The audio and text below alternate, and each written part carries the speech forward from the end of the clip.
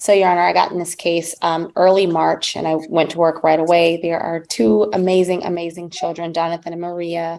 And I visited, so I talked with dad a bit and wasn't really able to communicate very well with mom, even though she sent some emails. So I visited the home and I don't have concerns with the home or dad's parenting or anything like that. I have concerns with mom. Mom, as this court knows, is struggling with some severe mental health issues, and the kids love their mom, and I do want them to have some contact. I understand the TPO. I understand dad is, kind of exasperated with what's going on, and I understand that she has been, violent as of late.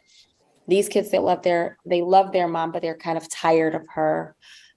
She has a history. She does not practice any sort of personal hygiene, and so I did not go into the bedroom that they kept talking about, just so that mom can maintain some of her dignity. But she has been storing, as you know, urine, and I don't know if you do know, it's in my report, but she's been storing urine and feces and to get tested. And when asked, why she wanted it to be tested, she just said it was her right. Like, it's her right to parent the way she wants to parent. She will throw away their food often. Dad will cook for them. And these aren't like really wealthy people, and she'll just throw it away. And it's because she has the suspicion that something's in the food, not necessarily from dad, but just the way it was produced. And so the kids are having to like hide in their rooms. Like, sometimes dad will just cook 2 meals. He'll let her throw it away and cook 2 meals.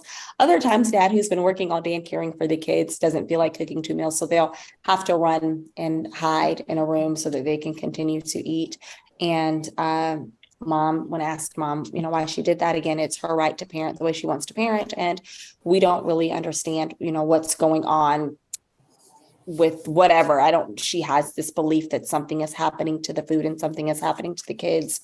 And so it makes for a really, really tough situation. And so I know that Maria, these kids are just great. So, Jonathan is big boy. He's older. He's great. And Maria's his best friend. So he was able to talk more candidly about the things going on with mom. All Maria has seen, because she is much younger, is that mom is mean. And so, I don't know that she's necessarily violent towards the children, but I do know that in my visit with her, I visited the home twice, once while mom was present, once while she wasn't.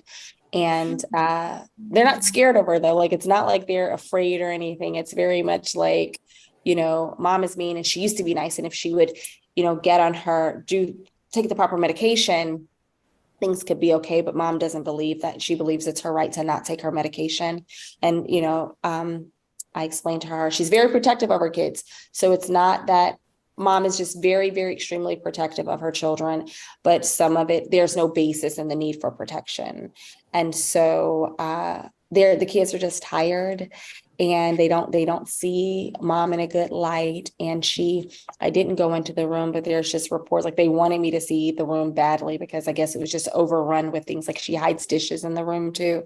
So dad has to sometimes go in there and get the dishes. And I know that mom feels like dad's kind of stripped her rights away, because he doesn't let her run off with the kids.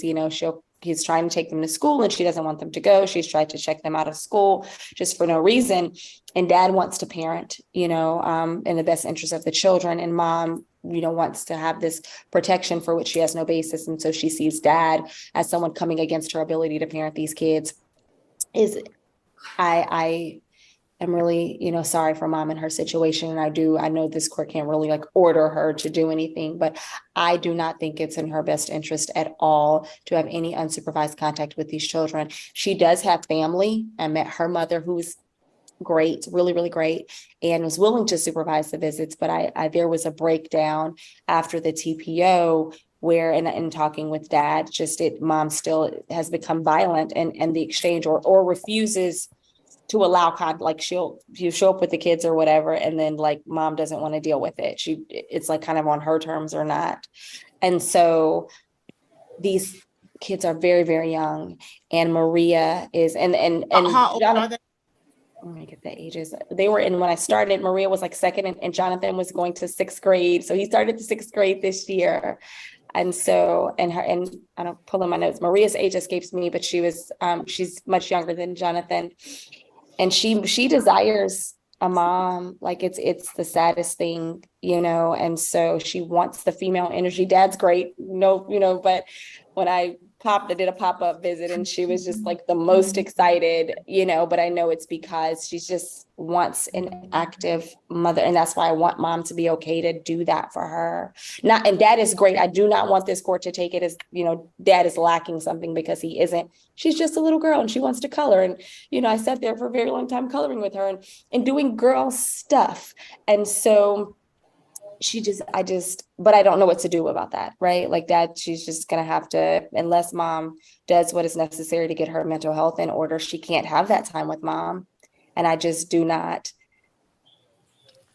So it's my recommendation, obviously, that dad have primary physical custody and maintain and sole legal, like he doesn't need to have to discuss anything with mom, just because her mental health will prevent her from being able to engage. And I tried to talk with mom at length when I did visit her face to face, and it was a very, very difficult time to get her to kind of stay like present, on topic, and all of that. So, and I spent hours at their home the initial time, just to make mom feel comfortable, because she was alarmed by my presence in the home.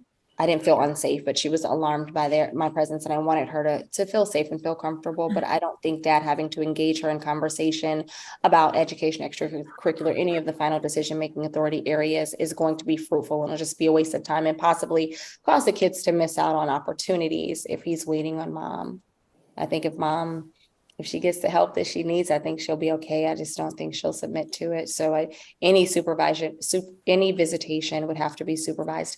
Any phone calls would have to be supervised. And I would want that mom not to even be able to visit the kids at school, because it's just disruptive and it has the potential for, bullying, embarrassment on behalf of the children. So I would ask that while she's in this state, that she, like, not even supervised by the school, that she just not attend any school functions or anything.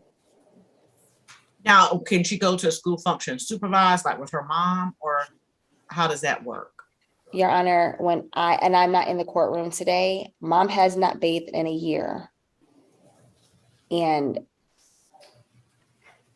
kids bully. And that was one of Jonathan's big things about going to middle school. He was really afraid, because he's a little bitty boy.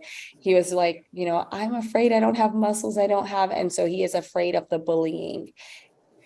And I just wouldn't want to subject the kids to that. And I know that may seem really, really superficial, but in mom's present state, that I don't think so. And she refuses to bathe. Like, she washes her hands a lot, and which is, I don't know, but she refuses to bathe, and it smells like she hasn't bathed in a year.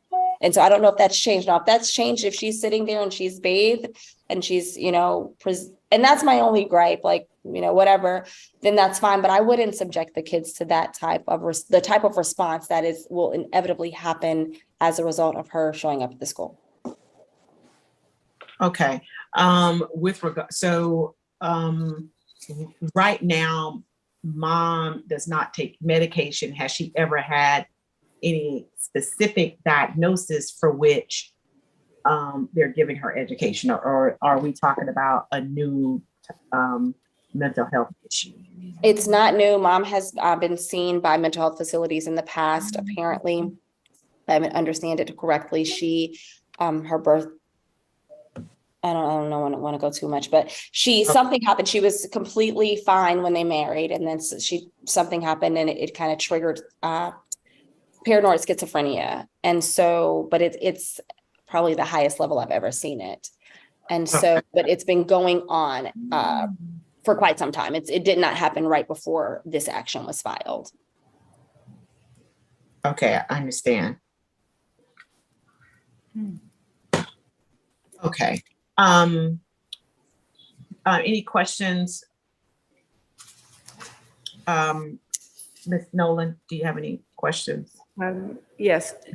Is it okay if I remain seated? Yes, you may. Okay.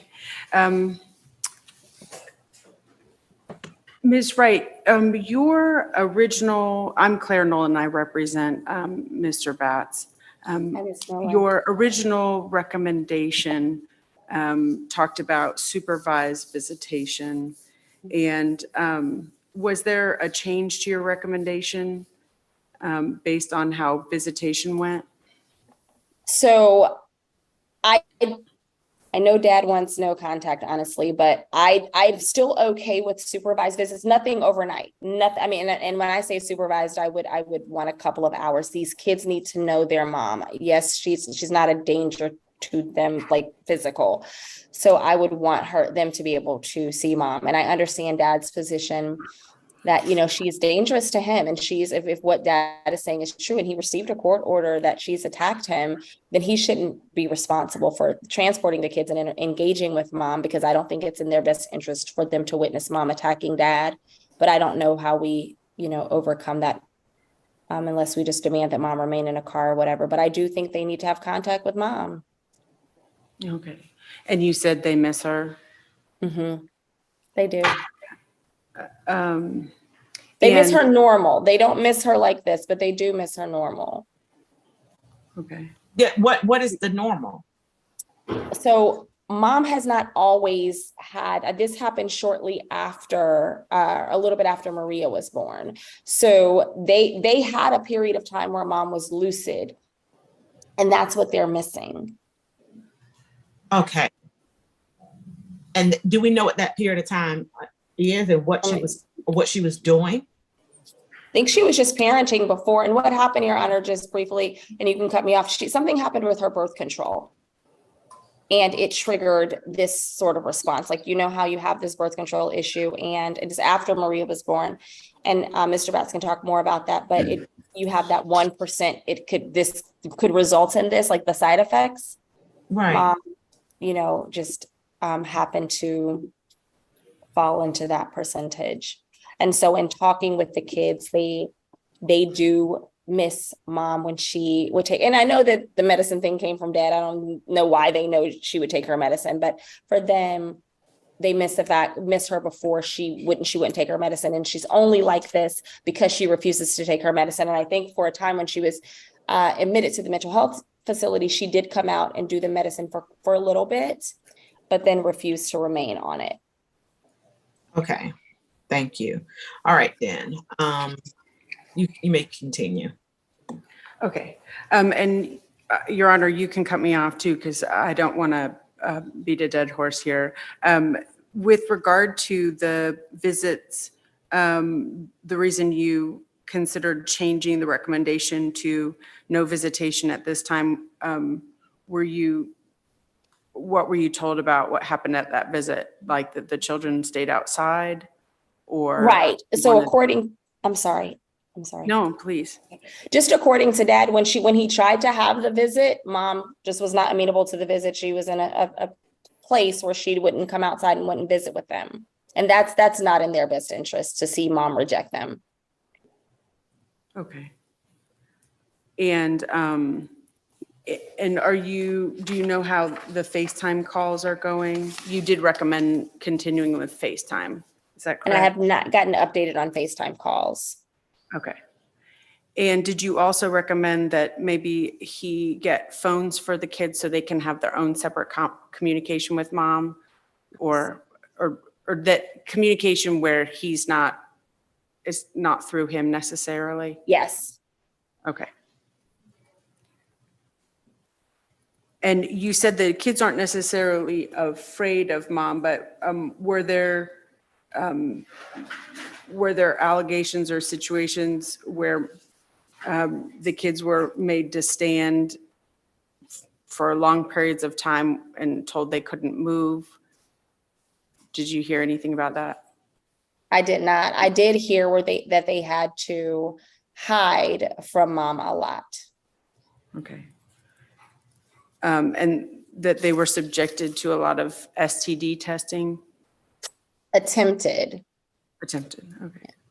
And let me just back up on the funds, because I'm looking at my recommendation now. I don't know that I recommend, the recommendation is not that dad purchase phones for them, but in the event they have phones, they not be confiscated.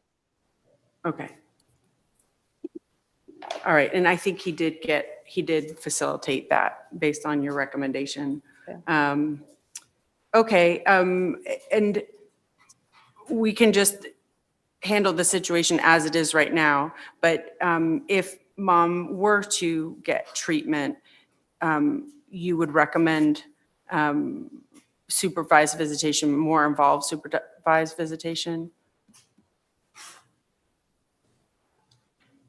If she were to seek treatment and like be able to, and I'm using the word normal, and I think that's so insensitive, but if she were to behave in the best interest of the children, yes, I would be okay with it. Would still have to be supervised. Like mom was just gonna have to, if everything pans out and mom gets what she needs, she's gonna have to petition this court for a modification of custody. I would not be comfortable seeing what I've seen, saying that treatment is going to make mom available to some extended visitation, even supervised. Okay. And I just had one last question. This was regarding school visits.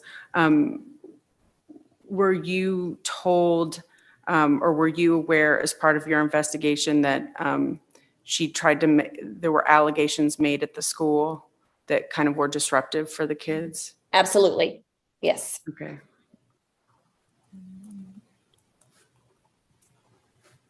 No further questions. Thank you, Your Honor. Thank you, Ms. Wright. All right, Ms. Batts, do you have any questions for Ms. Wright? I do have some things I'd like to say, ma'am. Do you have any questions for Ms. Wright, though? Oh, questions. Sure.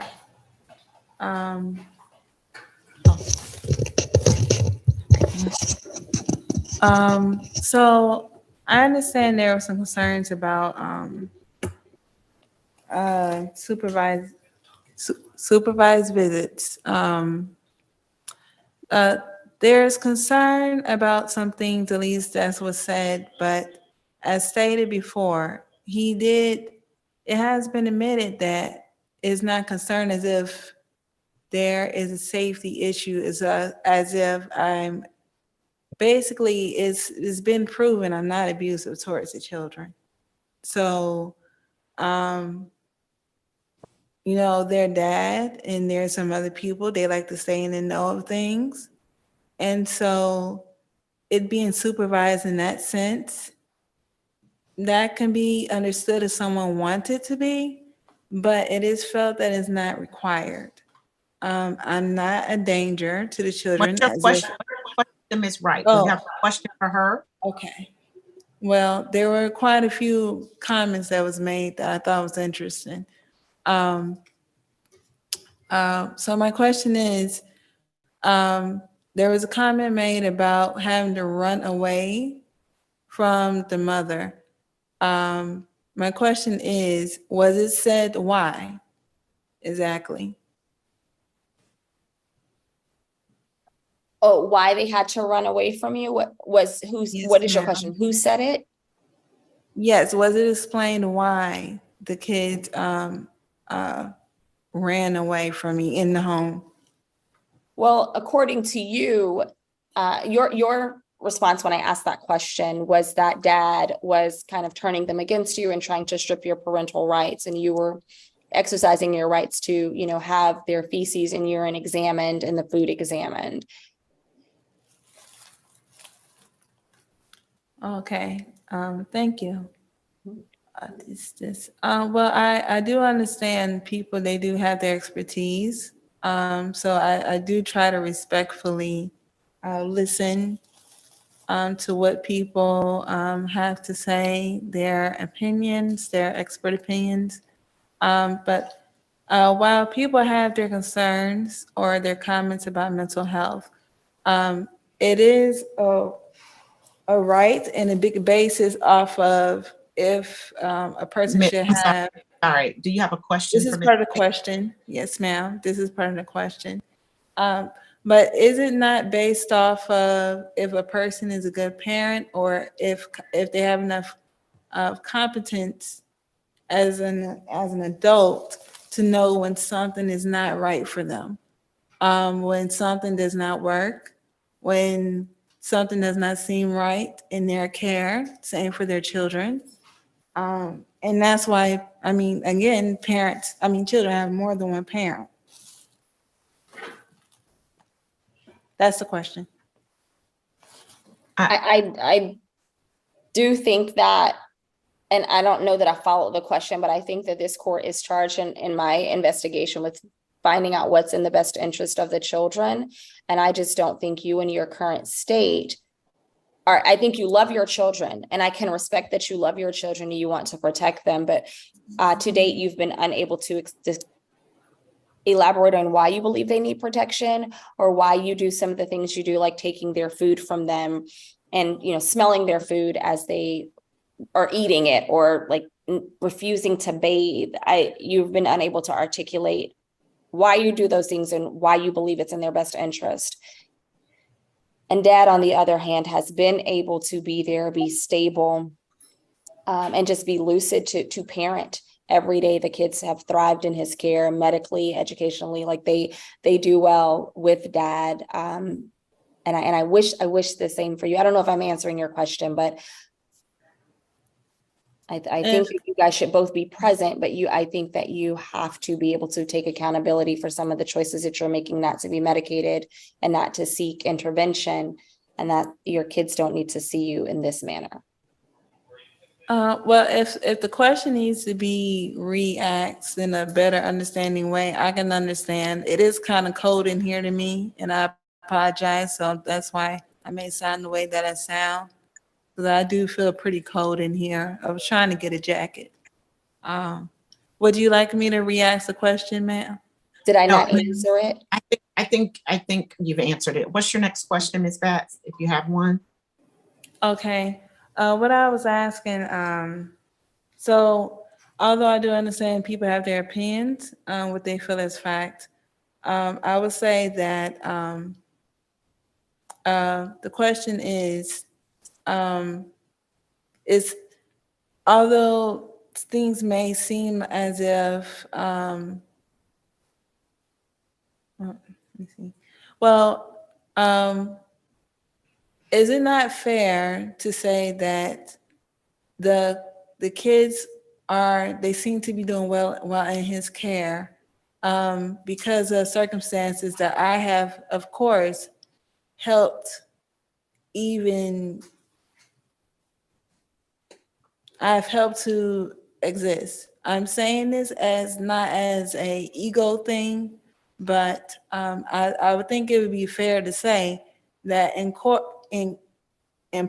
they were able to be comfortable and have an atmosphere to where he can also parent because of things that parents are supposed to do. And what I was doing also, which is I was helping taking care of them.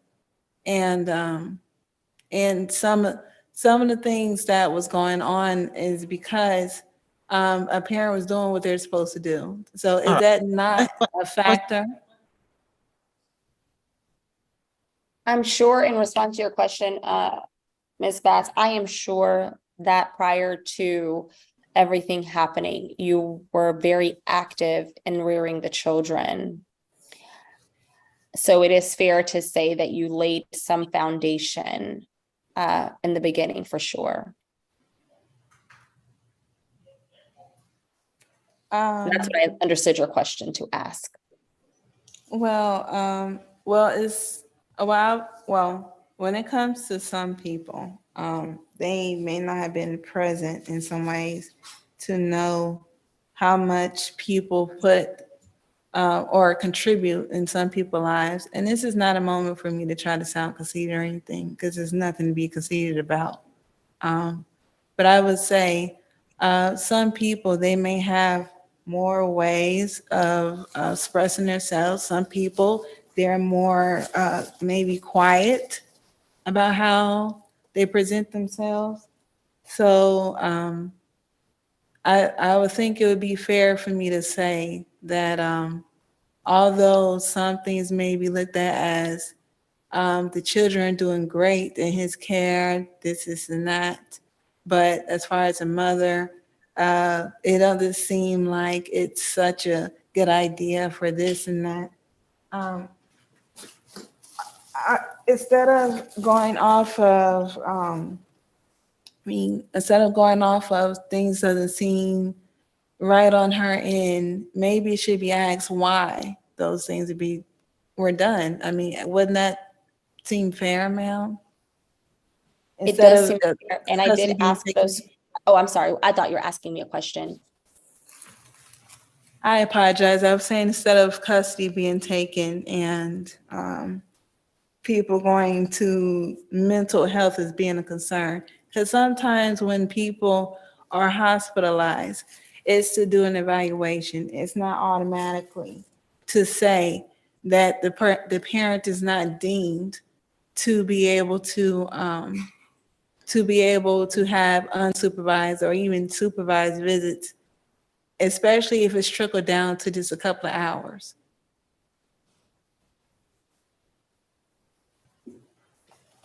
So I guess my question would say, is it really fair, even if a person has concern for mental illness, is it really fair to try to equal that a parent maybe should not have custody or should not have as much right as making decisions for some things as far as the children go, because someone feels that there's a question in their mental status, is a question in how they look, how they present themselves, just because they might have been heard or thought or may have been to an hospital to get evaluated. I mean, there are some things that do take some time to get done. I mean, people, they have other patients. People are not available until XYZ time. It's different things that go into account when it comes to people checking on people and someone maybe throwing some concern around. That's basically what I was asking. So the question of fairness is, I don't know if it's appropriate before the court, but I do think it's in the children's best interest that the court follow the recommendation that I've laid out. And what is the official recommendation really, ma'am? That dad have sole legal custody and primary physical custody of the children, with you having supervised visitation.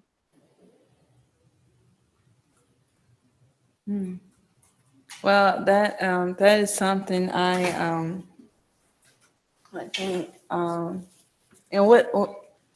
well, there are some things I would say I would not agree. I do not agree with, but I would also say with with um, with some things going on as far as the what was I going to say, with whatever decision that you have come up with, I would think either way, with the result with the restraining order being taken down, dismissed. So And excuse me for the shakiness. this is the first that I'm hearing that the TPO was dismissed. Oh, no, I was asking. I apologize. Okay. And so, and Ms. Batts, just to be clear, my last recommendation a couple months ago is that you only have phone contact. So I do have I am of the opinion now that, like, if dad would be able to somehow, we have to figure out transportation, but that you do have some contact with the kids.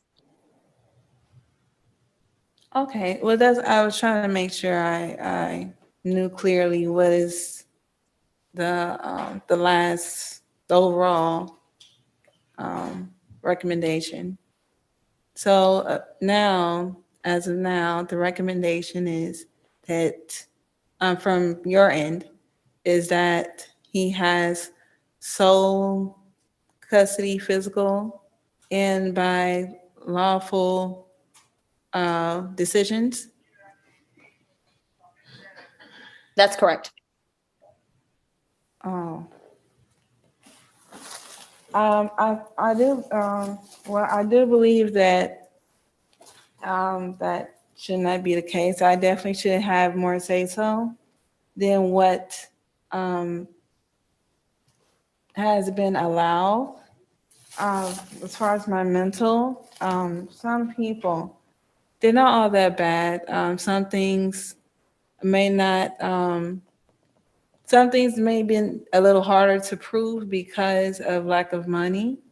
As far as transit, well, in the TPO has hindered a lot from being able to be done on my end, money wise, and well, as far as me having access to money, getting things done as far as the little ones, and because of money also, and the TPO, in part my appearance also. So it's a lot. I realized that can really go hand in hand, depending on the circumstances, when it comes to a TPO being put in place.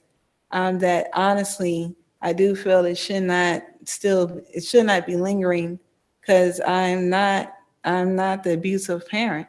And as far as he goes, I do understand, and this is rolling to a question.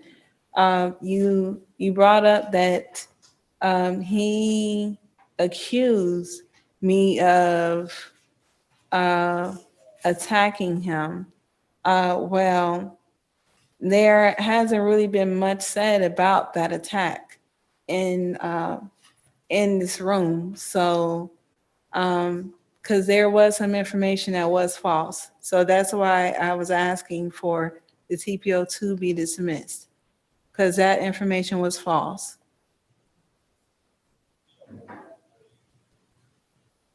All right. Thank you, Ms. Batts. We're gonna move now on to plaintiff's case in chief. Do you have any witnesses you wish to call? I do, Your Honor, and if we could remain seated, I would Yeah. call Anthony Batts. All right, Mr. Batts, if you raise your right hand, do you solemnly swear or affirm the testimony you're about to give to the court is the truth, the whole truth, and nothing but the truth, so help you God? Yes, I do. All right, you may proceed. And Your Honor, we did give exhibits when we thought it was going to be Zoom, and just bear with me a little bit, because I think the numbering, anyway, I have them identified, and then I'm hoping I'm following the numbering that my paralegal submitted them to you guys. Okay. Prior to the Zoom hearing. Okay, please state your name and address for the record. Anthony Batts, 5861 Belmont Ridge Circle, Stonecrest, Georgia, 30038. And how old are you? I'm 36. And you live currently with, who lives with you? Jonathan Batts and Maria Batts. So those are the children that, the children you have with Shadae Batts. Yes. Is Ms. Batts living there anymore? No. And what do you do for a living? I work for a company called Hello Package. I am a production manager. Okay. And what's your typical schedule? Typical schedule would be from sometimes it's 7 in the morning till 4 in the afternoon, but normally it's 8:30 to 5:30. Okay. And then you pick up the kids from school, or you see them after they get home from school? Yes, Jonathan comes home alone on the bus, and Maria is in aftercare. Okay. How do you know Shadae Batts? I met her when I was in college at Georgia Perimeter. And how long have you been married to Ms. Batts? I think we were together for 12 years, married for, I think, 6. Okay. And where does she live? She stays with her mother. And how long has she stayed there? I think since the TPO was put in place. So I don't remember the exact date of the TPO. Okay. How many? How long? Since the TPO was put in place. Yes, sir. I don't remember how long, maybe about 3-4 months. And where did she live before that? We lived together in the house. And you've heard previously about your 2 children, Maria and Jonathan. Mhm. And what are their ages? Jonathan is 11, Maria is 8. Okay. And no other children were born, No, no other children. and no other children are expected from this marriage? No. How would you describe yourself as a father? Well, I look at kids as little lights, and we're responsible to make sure that that light shines as bright as it possibly can. So we have to do everything in our power to make sure that we let their light shine, right? Because they're little kids, they're interested in everything. So I try to support them as much as I can through anything, all of their ideas, all of their little creations. They want to color, they want to paint, they want to play games, they're interested, programming, science. If I know it, I share it with them. And how would you describe Shadae as a mother? Before she became the way that she is, she was a wonderful mother. One of the best women that I've ever met in my life. That's why I married her. And how would you describe Shadae's relationship with the children? Her relationship with the children are different. With Jonathan, he misses his mother. He misses the way that she used to be. And he tells me all the time that he just wants to give her a hug. And, you know, it's very hard for me to deal with that and see him go through that. And, you know, I don't know how to handle that situation. I'm trying my best, but I don't really know how to handle it. Maria, she misses her mom, but she looks at her as just being mean. And she doesn't understand like all of the things that happen. She knows what's wrong. She knows the wrong things that have happened. She doesn't really remember the positivity. So I sit down with her and I show her old pictures of us at the pool, and you know, I tell her all the good stories about her mom. Right? I try not to make sure I say nothing negative to the kids about their mom, because I don't ever want them to look at their mother in a negative light.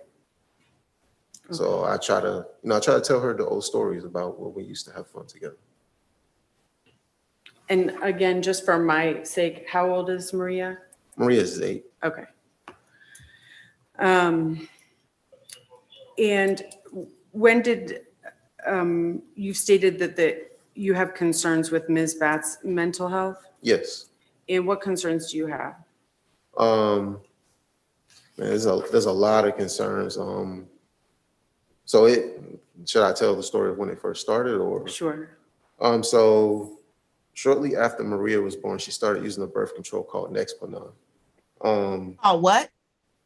Nexplanon. And it's a birth control that goes in the arm that stays for 3 years. Where apparently during that time, she was overly medicated from that birth control because it's designed to treat 2 ovaries. And she has one ovary because she had a cyst on one of her ovaries and the other one got removed. So she was overly medicated that entire time, when it cost me a lot of money to try to figure this out with doctors and stuff. But once we figured it out, we were trying to get her to take it out. And the doctors informed her that the damage would be irreversible and she would need medication for the rest of her life if she does not get it out. She refused to take it out. She kept it in for 3.5 years over the time. Injected out one. So because of that, she started doing like a bunch of crazy stuff, a bunch of things that didn't make sense, right? In the beginning, I was more concerned with trying to figure out what is happening and how to solve the problem.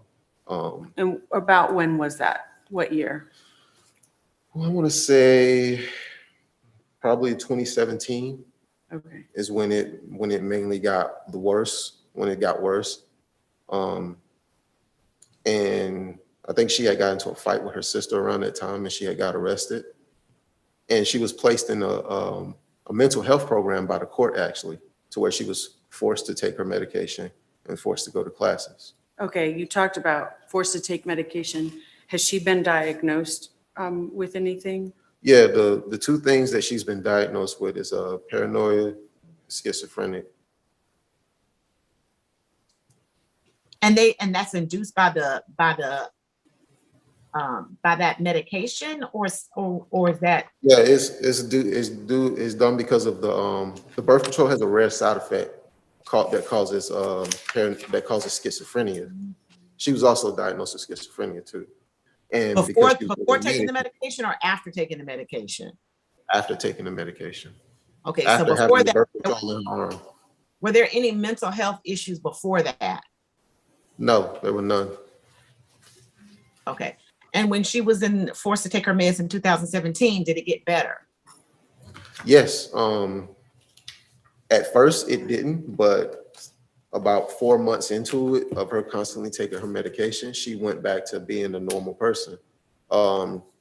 I gave her car keys back. She started driving. I put her back on all of my accounts so she could have access to money. She was her normal self again.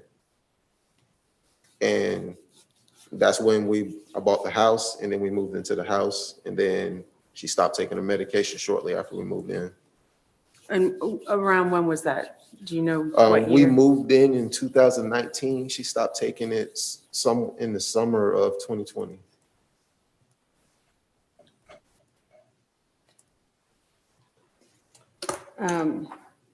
Your Honor, I'm showing plaintiff previously marked plaintiff's exhibit 1, and I hope this is the same order that we presented to. I lost my paralegal to another firm. And I'm also showing opposing party plaintiff's exhibit 1. Do I bring it to you? What is it? You're saying it's 1? Ah, shucks. Oh, I'm sorry. Can y'all hear me? Hello? Yes. Can y'all hear me? Yes, Yes, we ma'am. hear you. Did you want me to open? Yeah, Your Honor, did you want me to open Elmo? why can't she do it by, yes. Can't she share? She's not logged into Zoom. Can you log into Zoom and just share? How to do that? I can't. Why don't I go through everything and then I'll see if I can do the exhibits that way.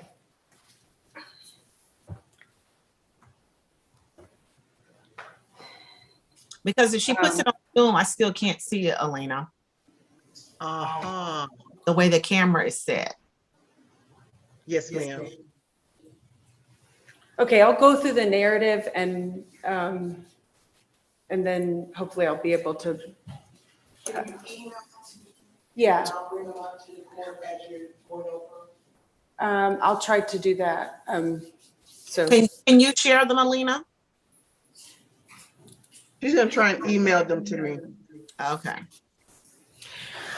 so I'll just go through the narrative and then, or the testimony and then,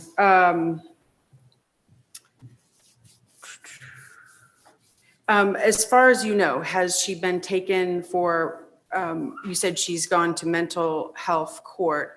Has she been taken for a mental health evaluation at Emory? Yes, she has. During, she was taken, I can't remember the exact date, but she was there for 3 days for a mental health evaluation. And during that time, we was able to clean up the room and get all of the stuff out of there that she was, spoiled food and trash she was bringing inside of there. We was able to clean everything up. Okay, and talk slowly and clearly for the record, even though we're not doing takedown. Because I can hear you, but I want to make sure everyone else can hear you. Okay. And when was that time that you're talking about where she went to Emory and you did the cleanup in the house? I think she went to Emory. I'm not sure the exact date Okay, because I don't have the dates in front of me. okay, that's okay. But it was in the last couple years. Yes. The Emory was the time she was forced to take the meds or something else? So she had called the police too many times. And then I think the sergeant came out and I spoke with him about the situation and told him everything that was happening. And then they came out again and then they took her for a mental health evaluation because she called the police again. Yeah, what year are we talking about? 2022. Okay, so from 2017 until 2019, around that time, she was doing well. You bought the house, she stopped taking her medication, And then between 2020 and 2022, things start getting crazy again. Yes, All right. And at some point in 2022, she called the police so much until they did a mental health evaluation on her. yes, Kept her yes. They kept her How for long? 72 hours. 72 hours. Yeah. And then did they try to get her on meds during that time? Yes, the doctors informed me that she was refusing to take the medication, She refused. and they said they couldn't do anything about to force her to take them. Okay. Okay, I'll try to speed it up based on what you guys just covered. So she's refused to take the medication prescribed for her mental health condition. Yes. And when she fails to take her medication, how does she seem? She becomes violent, definitely towards me. And she starts thinking that there's something in the water. So that's what's causing her to refuse to take showers. There was one point where she would call the kids in the room and make them stand there for hours. And then I just had a talk with the kids and told them, stop. Like, if she makes you stand in the room, come get me. Then she throws away groceries, like all the groceries. She brings trash from outside the dumpster inside of the house, a bunch of crazy stuff. Has she ever called, and you talked about how she's called the police department repeatedly, Yes. and she made false reports of crimes? Yeah, though the worst one was she called the police and told them I was molesting the kids. They showed up. They didn't want to hear anything I had to say. If it wasn't for her mom and her sister, I think I probably would be fighting that battle right now. But you know, her mom and sister defended me. They had EMS come out. EMS came. They checked the kids. They said that they didn't see any sign of anything like that. But they still took the kids to the hospital to be double checked by a doctor, and then child services was involved. So yeah, it was a lot. Ma'am, may I make a comment, please, on that? Not right now. How often? We're gonna give you a chance to talk, okay? All right, go ahead. How often did she call the police to make reports? They were coming to the house at least 3-4 times a month. And what, so you already talked about one of the things she made reports about. Are there other kinds of things she made reports about? Yeah, she made reports saying that the kids needed to go to the doctor and I wasn't letting her take them. But their doctors, I had already scheduled the doctor's appointment. So there's no reason for the kids to go to the doctor. They see Dr. Fatimo once a year. And she was saying that they need to go get tested for whatever test she was trying to get them tested for. Did she report to the police officers that there was something in the water? I'm not sure about that one. She may have done that. Did she complain to the police about contamination? I'm quite sure that she probably has. Has she expressed concern over the children having STDs? Yes. And is that from the water? Yeah, she thinks that STDs in the water for some reason. I'm not sure why. Okay. Has she called the police repeatedly to complain about SARS or other dangers from the water? I'm not sure about that one, but I personally know that she complained to her doctors about that situation when she was taken to the hospital. You talked about Child Protective Services being involved or DFACS being involved. Have they been involved on more than one occasion? Yeah, they were involved from the beginning. So when it first got bad, she called the school and said that the school allowed someone to molest Jonathan. And that's when Child Services got involved. And then they consistently got involved when she constantly kept taking them to the hospital. So we had an open case for about 3 years with Child Services, and then they closed it. And then I called them again when she stopped taking her medicine to try to get them to get help from them, because they were really good the first time around. But the second time around, they told me that Who they? Child Services. I think you mean Department of Family and Children's Services? Yes, And when So you the say the department- first one, sorry. You're saying the department first made her take the medication, forced the medication? What did you mean by no, it? What helped her they, first? so child services couldn't force her to take the medication, but they were gonna take custody away if she didn't. And they were on the last leg, and the lady that came out for the last visit told her that if you don't take the medication, we're taking custody away of the kids. And what happened? She started taking the medication. And what year was that? Sorry. That was, I think that happened, that was around the same time where she was in the court-ordered classes. And there was a period where she stopped taking the medication in the court-ordered classes. I'm gonna need some years, sir. You gotta help me with these dates. Like 2018? I want to say, yeah, no, it wasn't 28. I think it probably was 2018, the beginning of 2018, I want to say. And that all started, oh, I'm sorry, Your Honor. You let me know when you're done. I'm sorry to interrupt. I'm done. Go ahead. When that all started with an allegation about someone at the school. Yes. Okay. And you said you call that the first time, and then you said the second time. When was that? It was so many times I don't remember. I just remember the critical ones, the ones that really stuck with me. But it was a bunch of times. Okay. Yeah.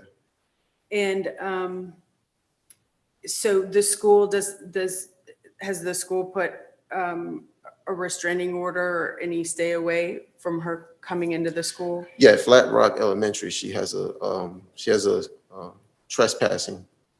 She cannot go near Flat Rock Elementary. They trespass her. Okay. And has she been aggressive towards you? Yes, a bunch of times. And she's been physically violent Yes. towards you? Could you describe those incidents? Most of the time it would happen at night, right after the kids go to bed. She would come downstairs and try to argue with me. I would normally just put my headphones on my computer and just turn the music up to ignore her. But then she got to the point where she started unplugging the computer. Then she started waving her hand in my face. And then she started like snatching stuff, trying to destroy my computer, because that was my tool that I used to ignore her. Because I don't believe in arguing, so I just rather just keep everything silent. And it just kept going on and on. She would come to my computer, she would put her hands on me while I'm sitting at my computer. Most of the time I just sit there, I just take it. Because it don't hurt. So I just sit there, I just take it. She hit me with a broom while I was sleeping on the floor downstairs. Because she said she thought I had another woman downstairs. So she hit me with a broom because she thought I had another woman. But I was just, I had stopped sleeping in the room with her because it was becoming too much. And this was around, is this around 2022? Yes, this is in 2022. Okay. It was about this was about 2 months before I filed the TPO. Let me ask you, so during this time frame that you're still in the household with her, you could not encourage her to take the medication? Like, No. What about her mom or sisters or family members? Could any of them influence her to take the medication? Oh man, everybody tried. She just refused to take it. Okay, and okay. And does she indicate why? Like, does it make her feel awful? I mean, does it make her sick? What has she articulated why she won't take the medication? I have no idea. She wanted to discuss that with you. Nope, she would not discuss it with me. And I would ask her why, she wouldn't. She would just say, I don't have to take it. And that's it. Or I don't need it. It would be, I don't have to take it, or I don't need it. And Okay. I don't know her reasoning behind it. All right, thank you. Has she ever punched you? Yeah. And when she's punched you, has anyone else been there? Has anyone witnessed that? The kids have seen it a couple of times. Has she ever scratched you? Yes. And What took place? So We were pretty much out of dishes, and I went upstairs to go get some of the dishes out of the room. She didn't want me to take the dishes out of the room. So, you know, I started grabbing some of the plates. She started yanking it back. I yank it back. Then I finally had a few in my hand, so I try to make my way to the door. She runs in front of the door, stands in front of it, saying, "You ain't leaving, put stuff back."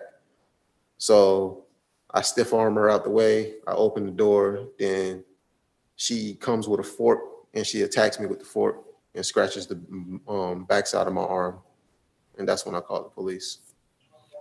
And after that incident, when approximately was that incident?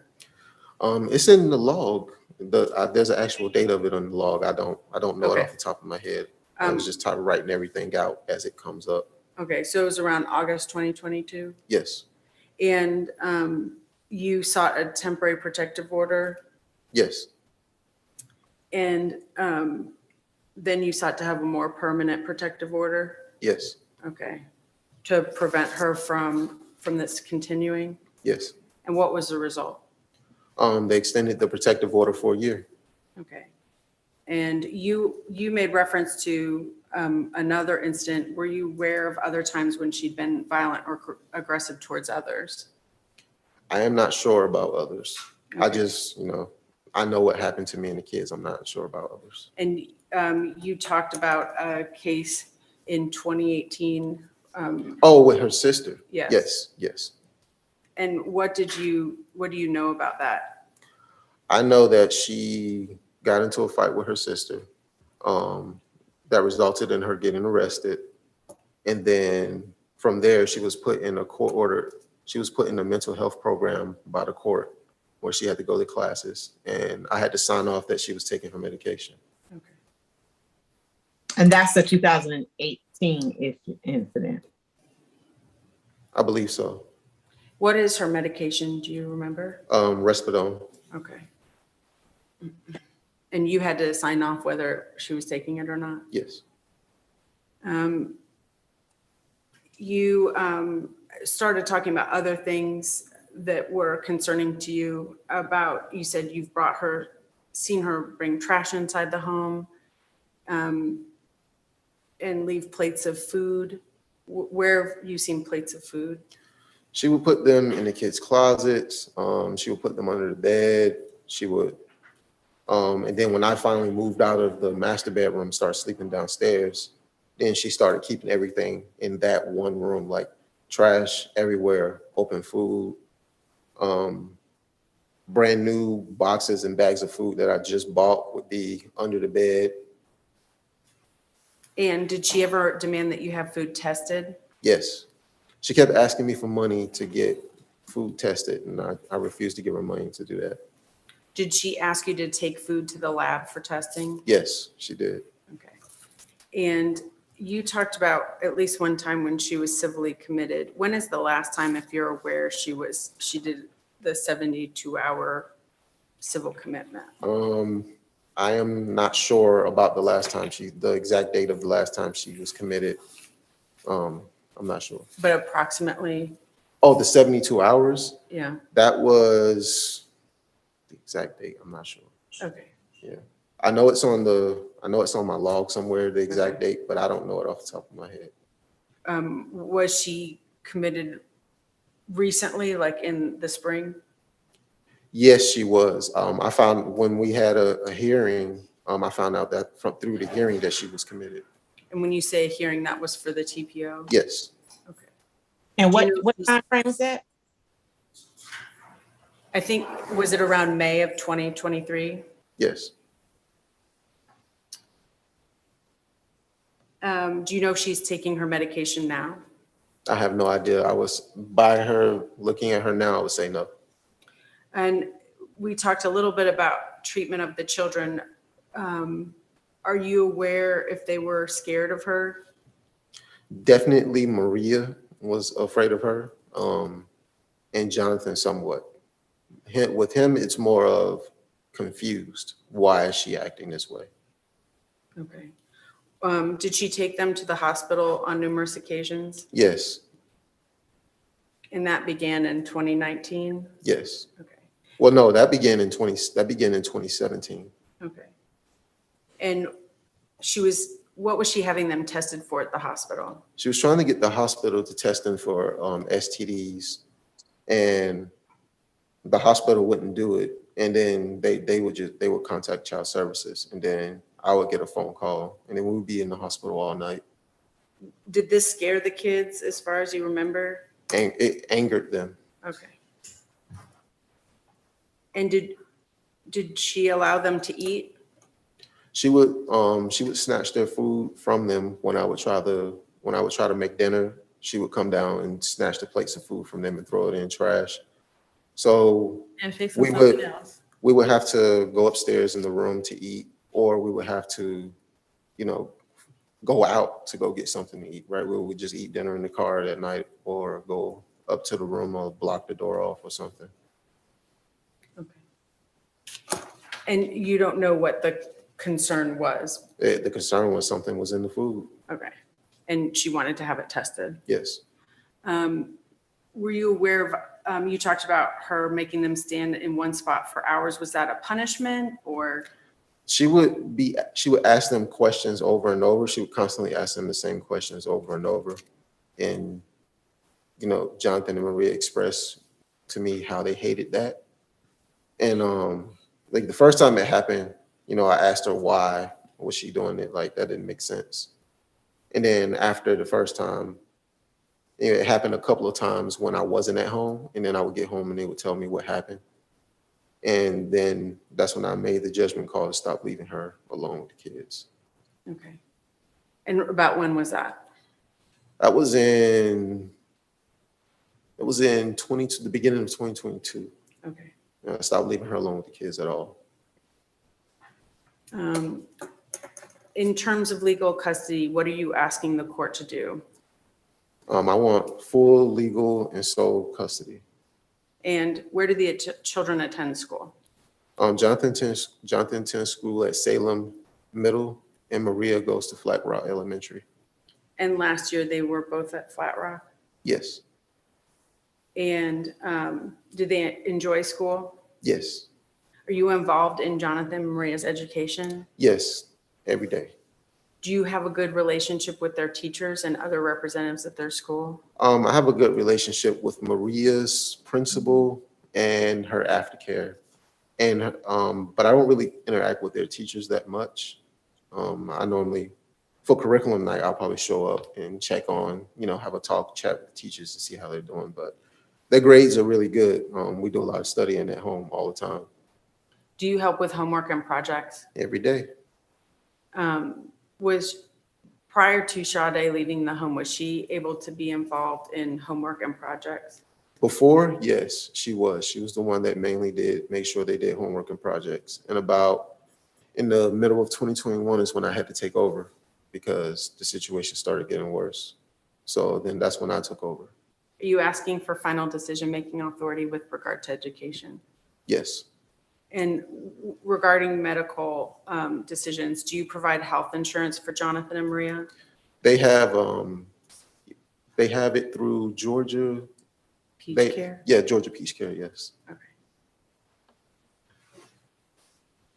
And you? Now, who applied for the Georgia Peach Care? Is that through you or Ms. Bass? I did. I applied for it. Okay. And are you taking the children to their regular appointments, doctor and dentist? Yes. And are you thinking about getting counseling for Jonathan and Maria? Jonathan definitely needs it way more than Maria does, because I'm trying my best to help him through this situation. But he definitely needs counseling. I just don't know where to go or what to do. And I definitely want Maria to go into counseling too. Okay. And are you asking for final decision-making authority with respect to non-emergency healthcare? Yes. And will you be responsible for uncovered healthcare expenses? Yes. Regarding extracurricular activities, they've expressed interest in various activities. Is that correct? Yes, they have. And what's one thing that Jonathan enjoys doing? Well, I just signed him up for the band, so he's in band now. And Maria, she wanted to do cheerleading, but she didn't make the cut. So I think she's thinking about what she wants to do next. Okay. Maybe next year. Yeah, maybe next year. Are you asking for final decision-making authority with respect to extracurricular activities? Yes, Are you willing to be responsible for the expenses related to extracurricular activities? yes, And are you asking for final decision-making authority with respect to religion? yes, Is it safe to assume that you have a special bond and close-knit relationship with your children? yes, I do. And you said that you want to maintain primary physical custody? Yes, I do. And you've gone over it a little bit. Is there anything else you want to add as far as why you're asking for primary custody of both Jonathan and Maria at this time? I think that their mom is just not in a good place right now. When she gets better, we can revisit something to where, you know, we can revisit the visitation. But for right now, I think that I want to make sure that I have full custody and that there's no visitation currently right now until mom gets better. And do you believe Jonathan and Maria will be harmed emotionally and mentally if custody is not awarded to you? Yes, And some of that's related to what you've already discussed, like the testing and the food and, okay. Did she interfere with them showering? yes. That was the weirdest. She would go into the shower and try to pull them out of the shower while they were in the middle of taking the shower. I would have to stand in front of the door and basically be the bodyguard so that they can shower. She will also make them shower with the door open for whatever reason. I have no idea why. And then if they would lock the door, she would go downstairs and get a knife and Jimmy opened the lock. And you heard testimony from the guardian ad litem about feces and urine being stored in closets for testing. Whose feces and urine was that, as far as you know? It was hers. Okay. And you personally witnessed that also? Yes, Okay. And you took pictures of that? yes, I did. And did you or your first attorney file a proposed parenting plan at the beginning of this case? Yes. Mhm. Okay. And is there any change to what you're asking today from your initial requests?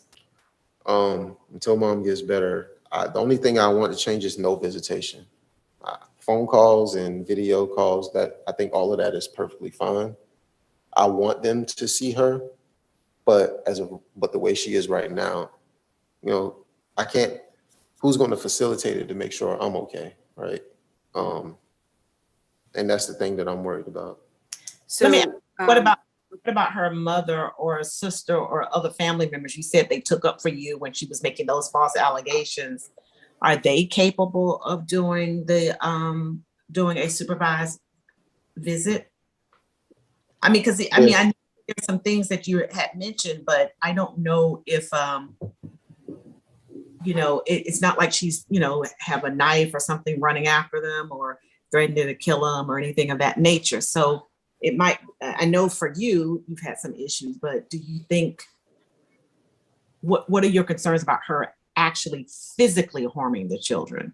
I know, let them see her in that manner is mentally harmful or can be, but what do you think about the physical part of it? I think that the longer she's off medication, the more unpredictable she becomes.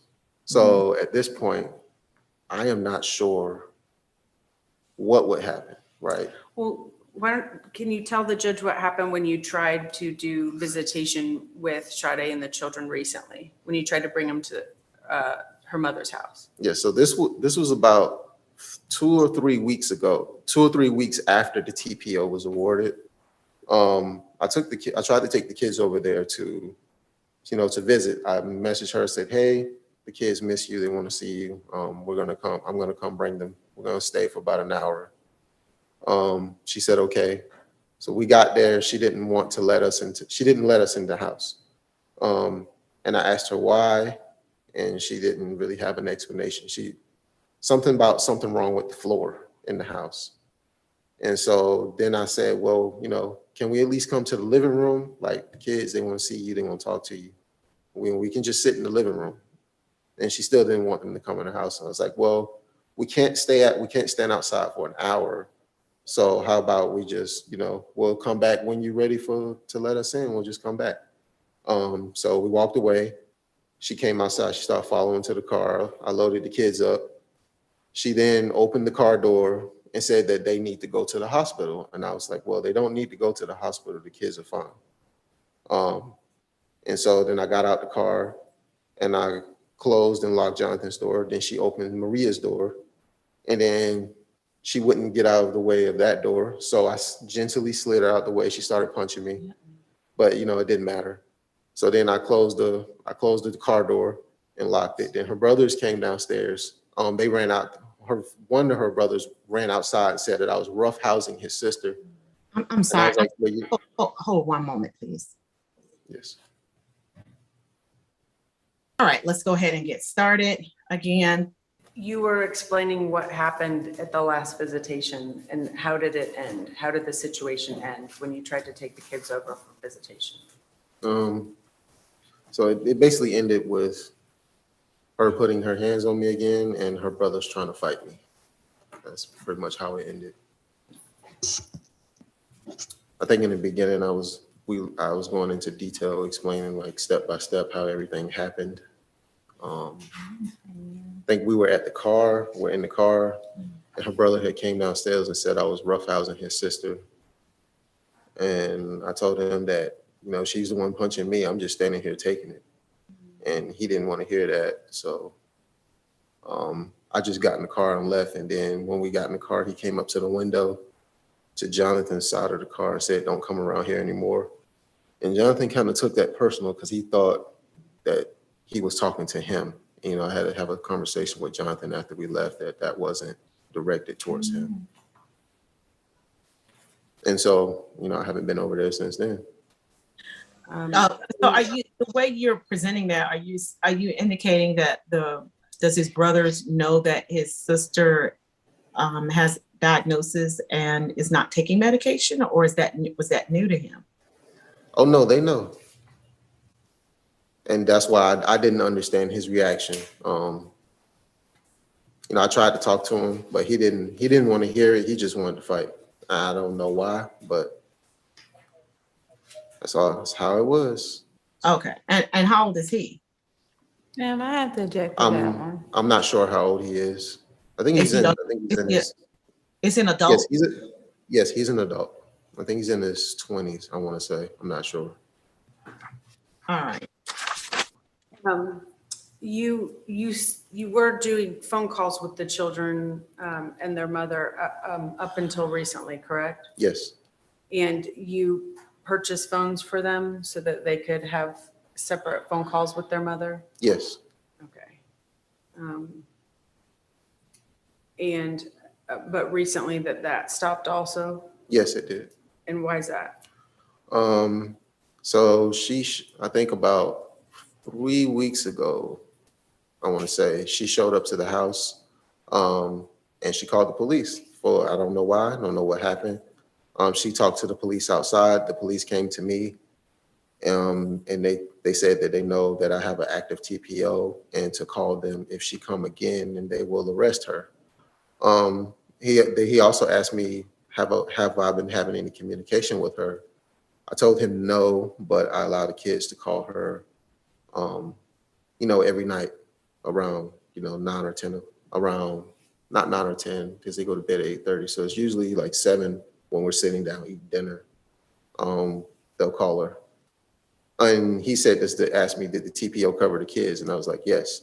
And he said to not violate it and to follow the rules of TPO, there's supposed to be no communication. And I told him, okay. And there's been no call since then. Okay.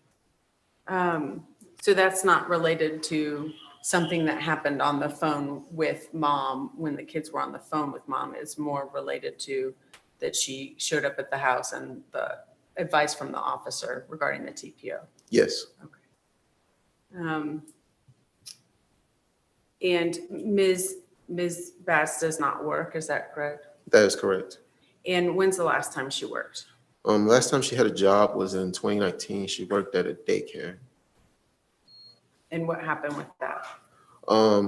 That was around the time that she had just stopped taking her medication. So she said the job was stressing her out and she quit. And when she quit that job, I told her that, what do you want to do? Like, you can do whatever you want. I'll support you. And she said she wanted to take real estate classes. So I paid for her to take real estate classes. And then she dropped out of those two. You're not asking for child support today. No. You did provide, or your first lawyer provided child support worksheets and filed them with the court, Yes. where you went over your income. Is that correct? Yes. At this point, just the way things are, you just want her to get herself together. That's correct. I just want her to get herself together. I don't think she should have any financial burdens because she can't. She has to get herself together first. I'll take care of everything.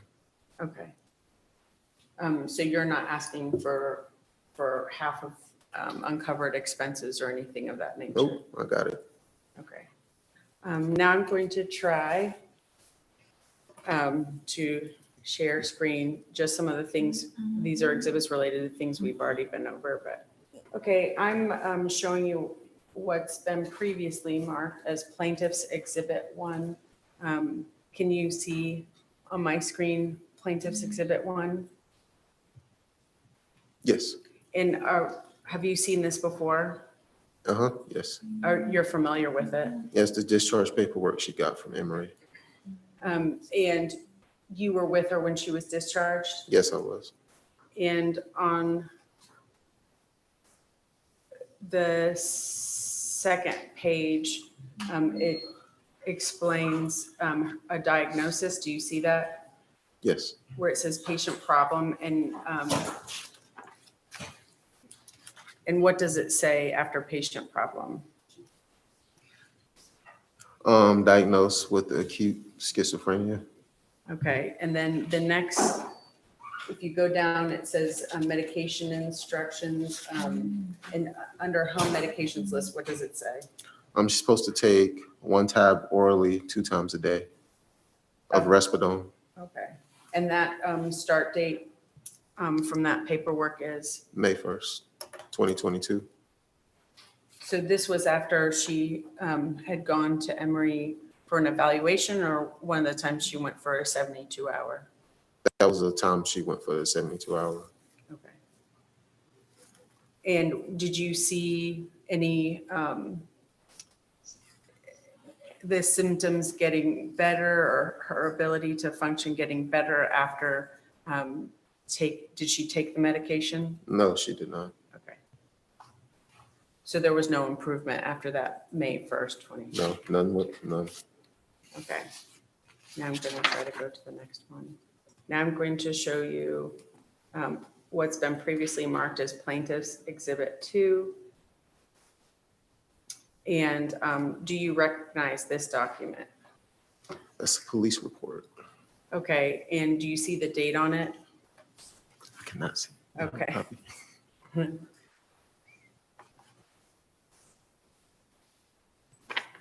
Yes, I see the date. And what's the date on it? 8/12/2022. And you're familiar with this document? Yes. And you said it's a police report, and do you know the circumstances when you saw this document before? I got a lot of them. I don't remember. I will have to scroll down and read the notes because there were so many of them. Okay, do you see where it has offenses listed in the kind of bottom of the first page? Yes, simple assault and family violence. Okay.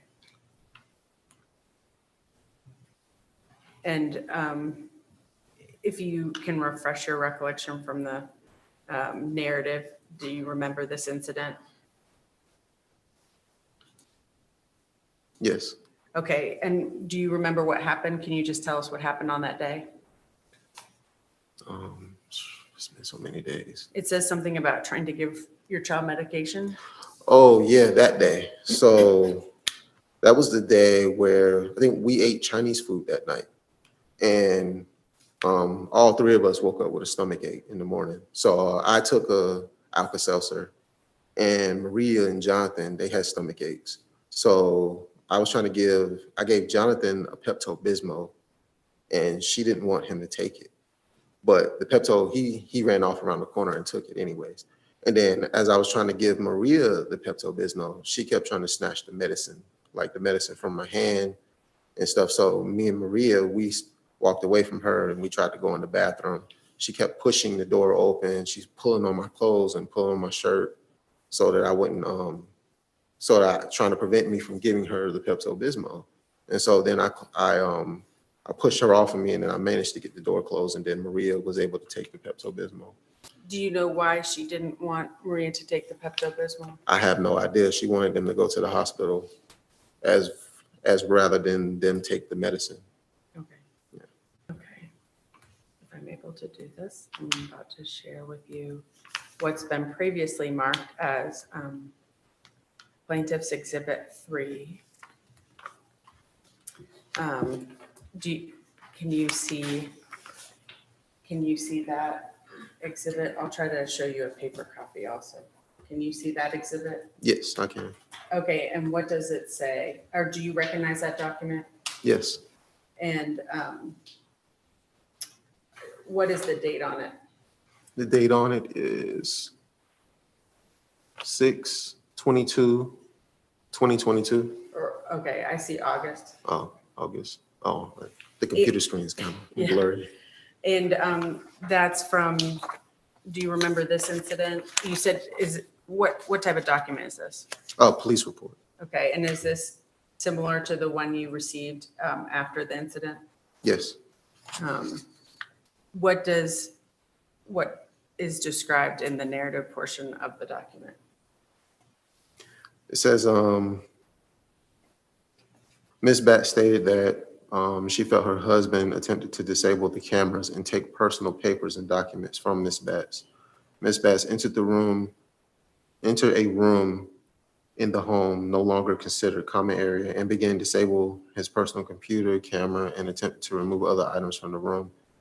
Mr. Batts attempted to stop her and record the incident on his phone, showing her invading his personal space as he requested her to leave multiple times. Ms. Batts refused to leave the room and continued to agitate as he used his forearm to maintain personal space from Ms. Batts. Mr. Batts advised of his ongoing issue with his wife and her mental health situation. Ms. Batts has been diagnosed with schizophrenia and refused to take her prescribed medication. I did not observe any signs of physical abuse, and Ms. Batts refused any medical treatment or transport EMS at the time of arrival. Who called the police for this incident, if you recall?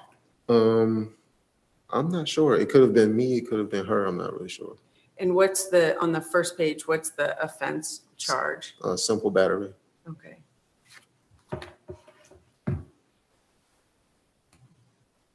Do you remember that incident? You said there are many incidents. Yeah, that incident was almost every other day. It's just some days the police would get called, some days they wouldn't.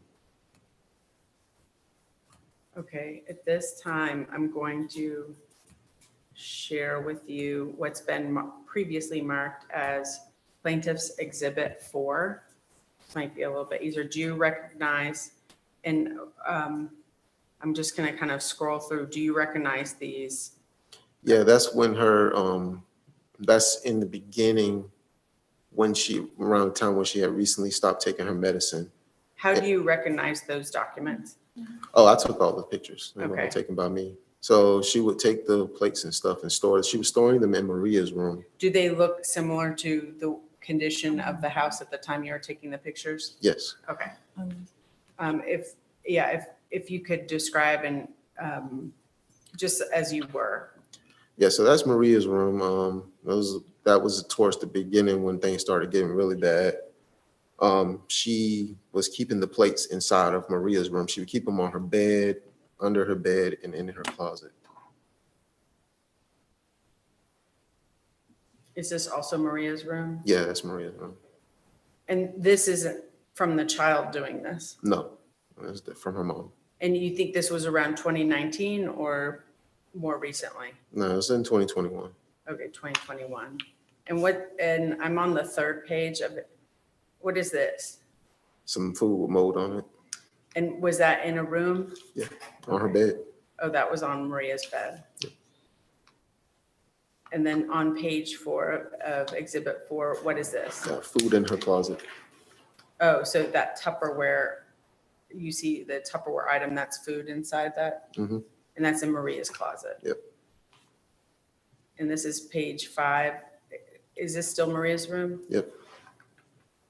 And can you describe what you see there? Bowls and plates on her table, on her And, computer workstation. oh, sorry, I didn't mean to interrupt. And this is Maria's computer workstation. Mm-hmm. Maria put those there or? No, her mom put those there.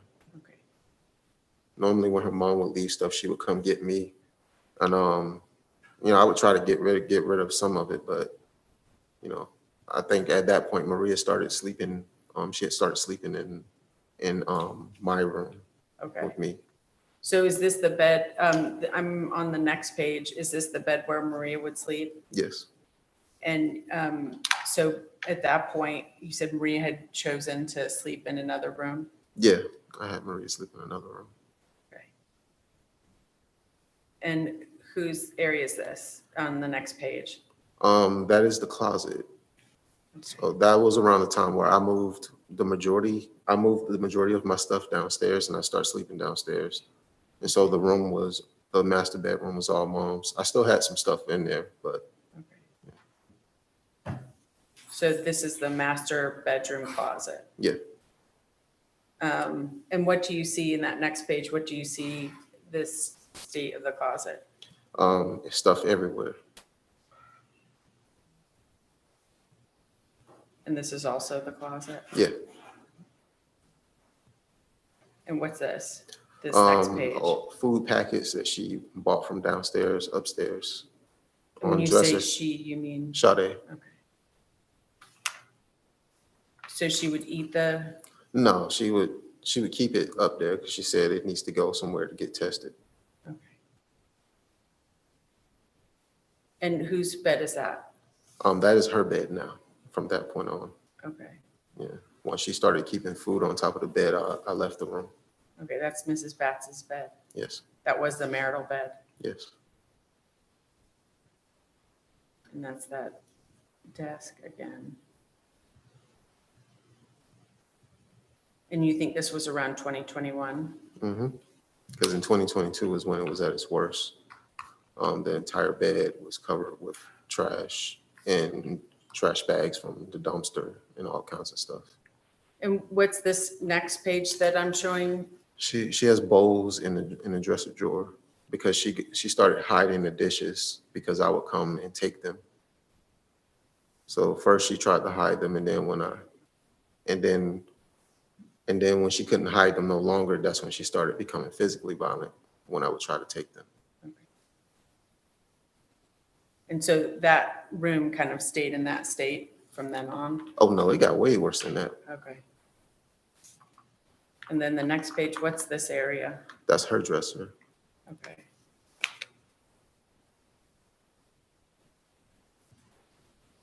And that's still her bed? Yep. But you said this isn't from eating it, it's to take it for testing? Yes. Okay. And popcorn. And you think that's mostly food from the house or maybe food from? Food from outside the dumpster, from the house. I'm going to the next page. What is that? That was a chicken pot pie at one point. Okay. But it looks like it had been out there for some time. Weeks, months. Because you said there was a point where you stopped going in that room. Right? Yes. Mm-hmm. Okay. So it's kind of more of the same. And what's this a picture of? She's storing feces and urine in a cup in the closet. And which room was that in? The master bedroom. Okay. Did she say why? She wanted to take it to get tested. Okay.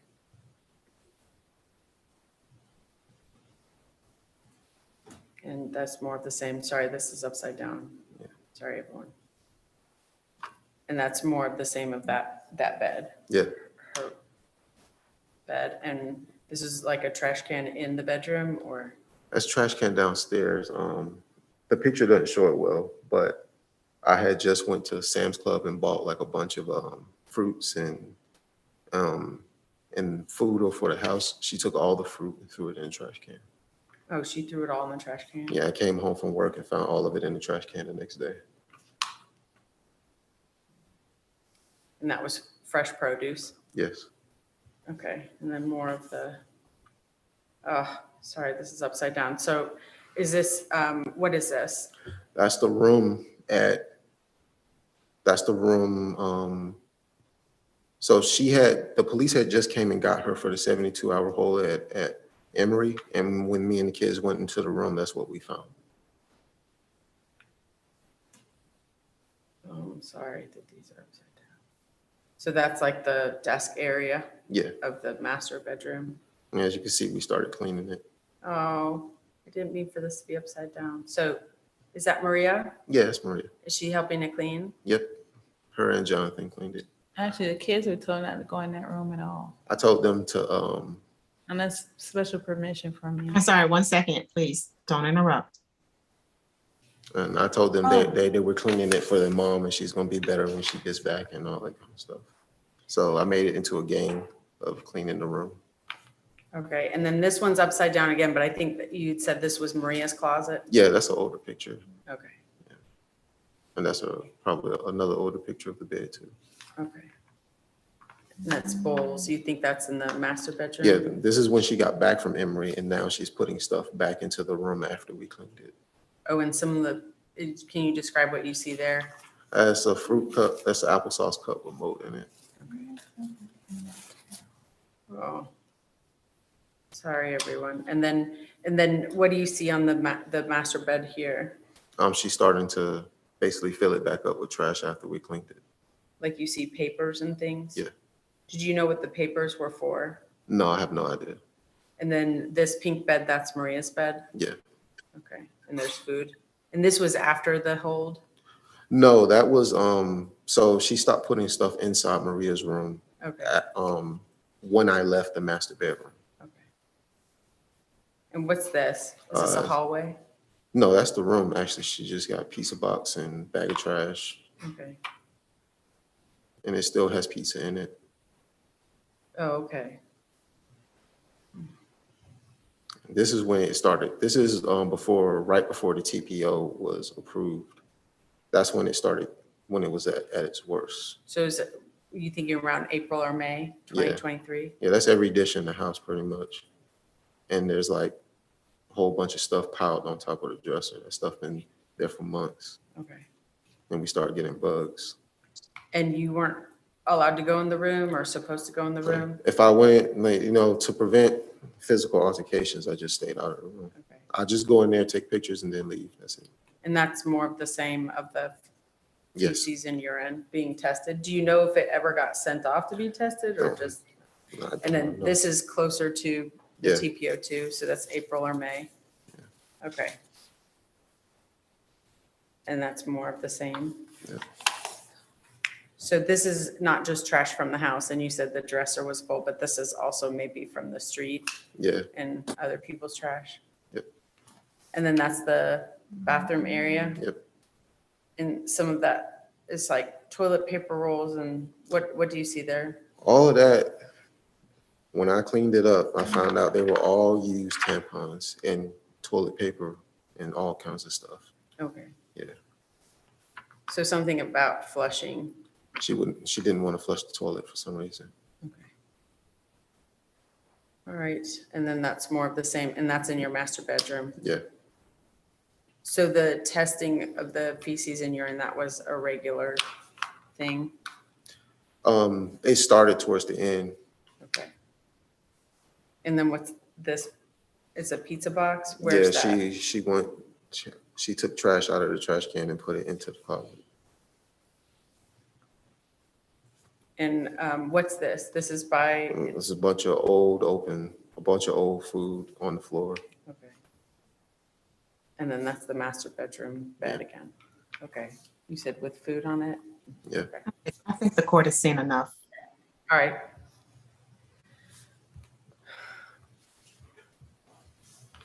Your Honor, do you not need any more exhibits, you think?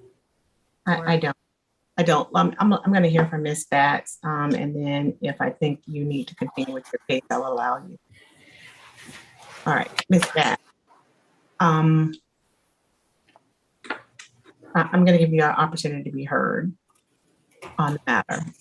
But thus far, what's been presented is that you have a diagnosis and you fail to take your medication, which puts a lot of stress and harm on the family, particularly the children. So the court has to do what's in the best interest of these children. I want to hear from you as to, the medication, why you won't take it, and what you want from the court to do. Are you able to hear me clearly? I am. Okay. So I know there are some things that were explained already on his end as far as the ovary situation. I explained there were some people in the field, as far as the medical field, that already they were investigating things. So that was not a lie. There were things that were being looked into, that were being investigated, that was being tried. And it was found that some people, based off of their individual biology, they have a higher percentage of having reactions to things, just like allergic reactions.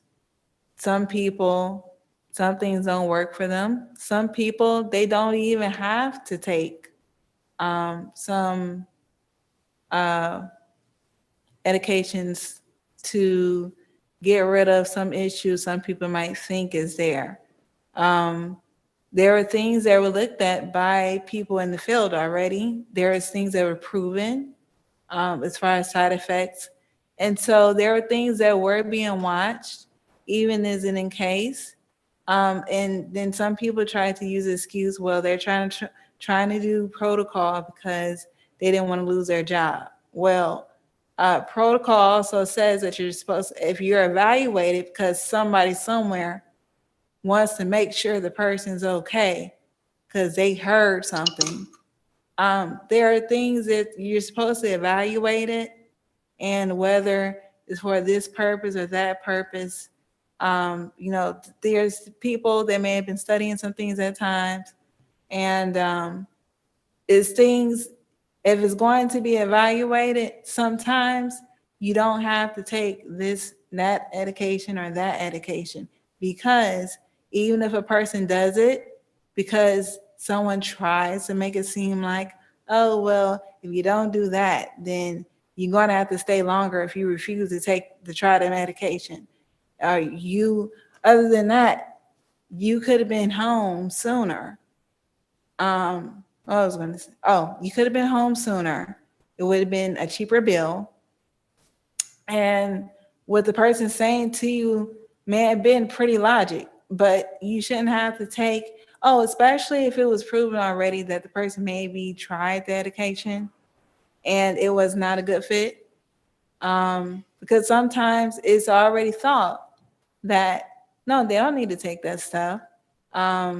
They figured the problem is that they needed money because they saw something when they were eating their food and it didn't look right.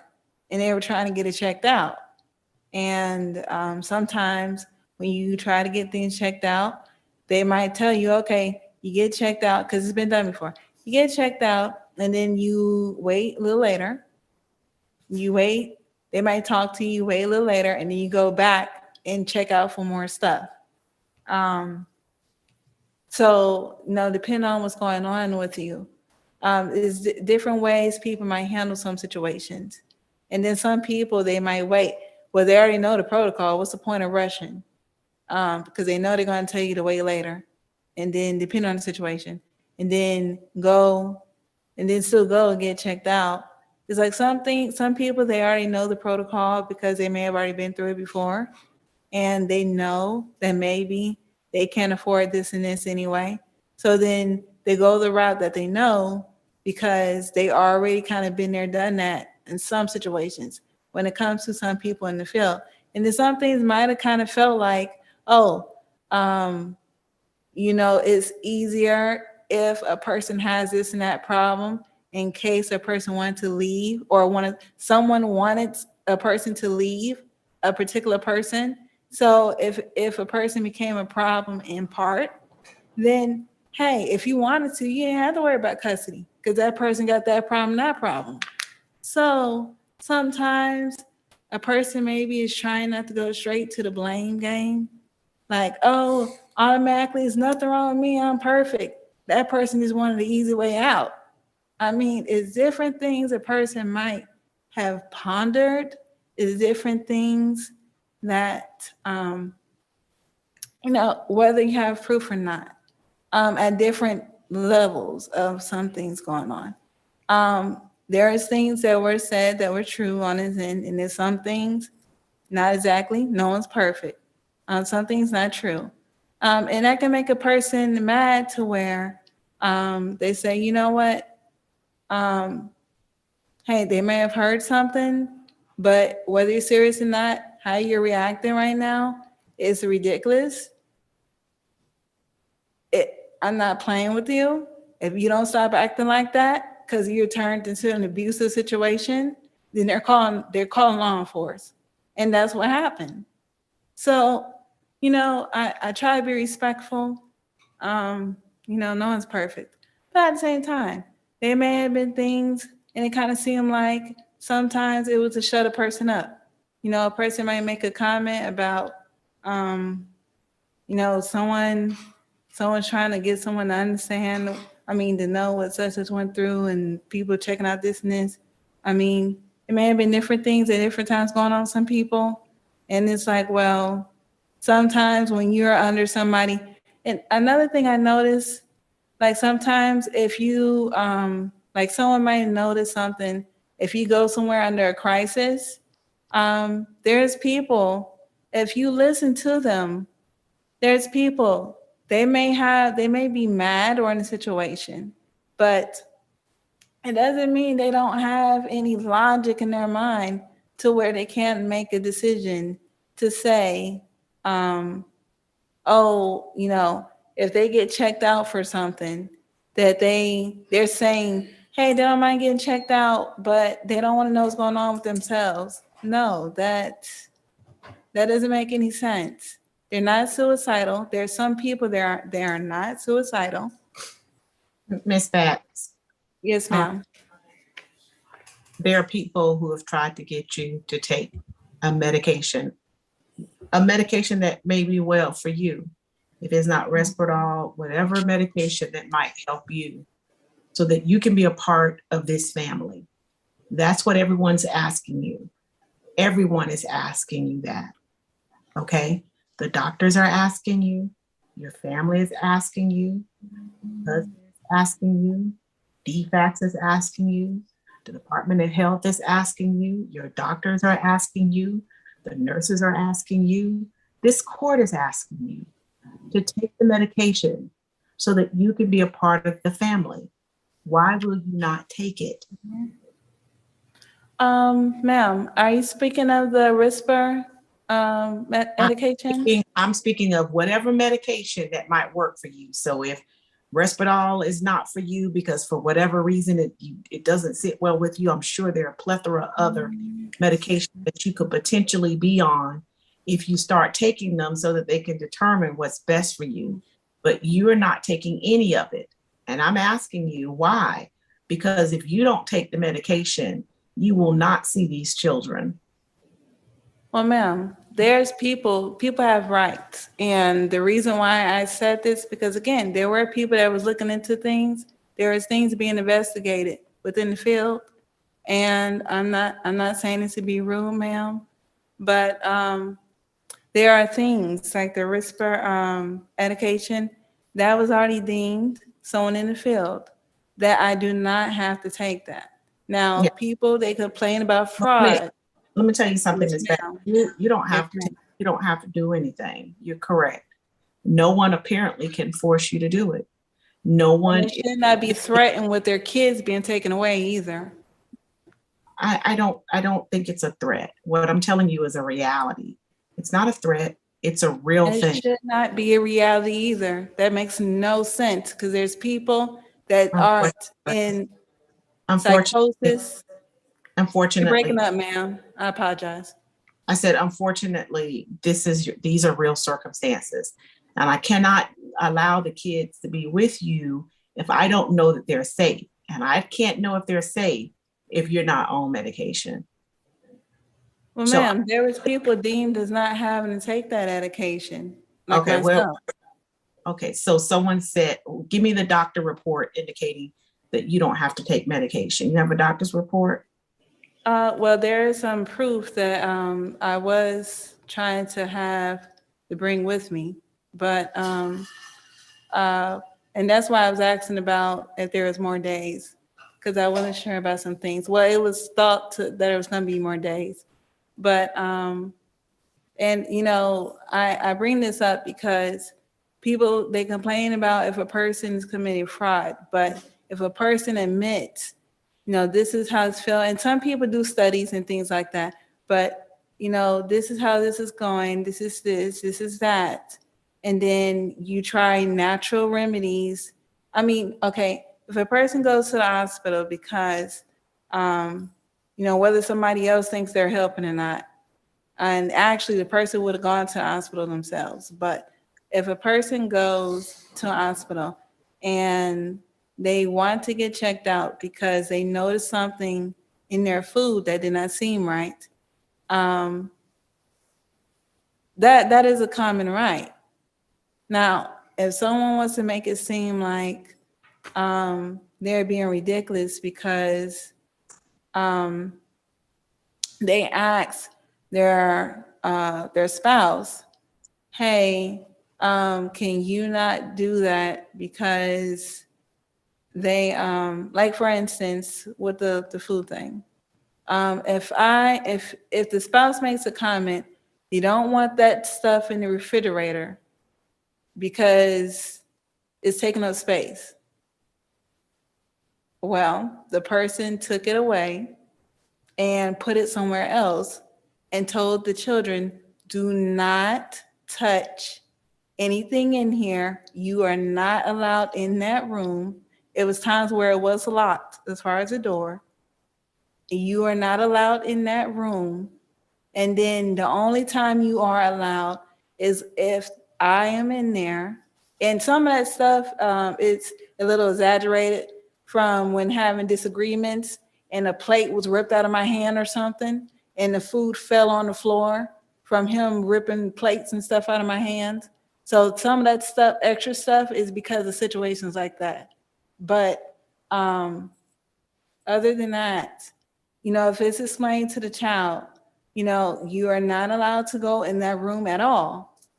Not to use a bathroom, not if you need my attention, you can call me, call my name, and I'll come out to you. Or I will tell you that one time you can come in, but they don't get too far.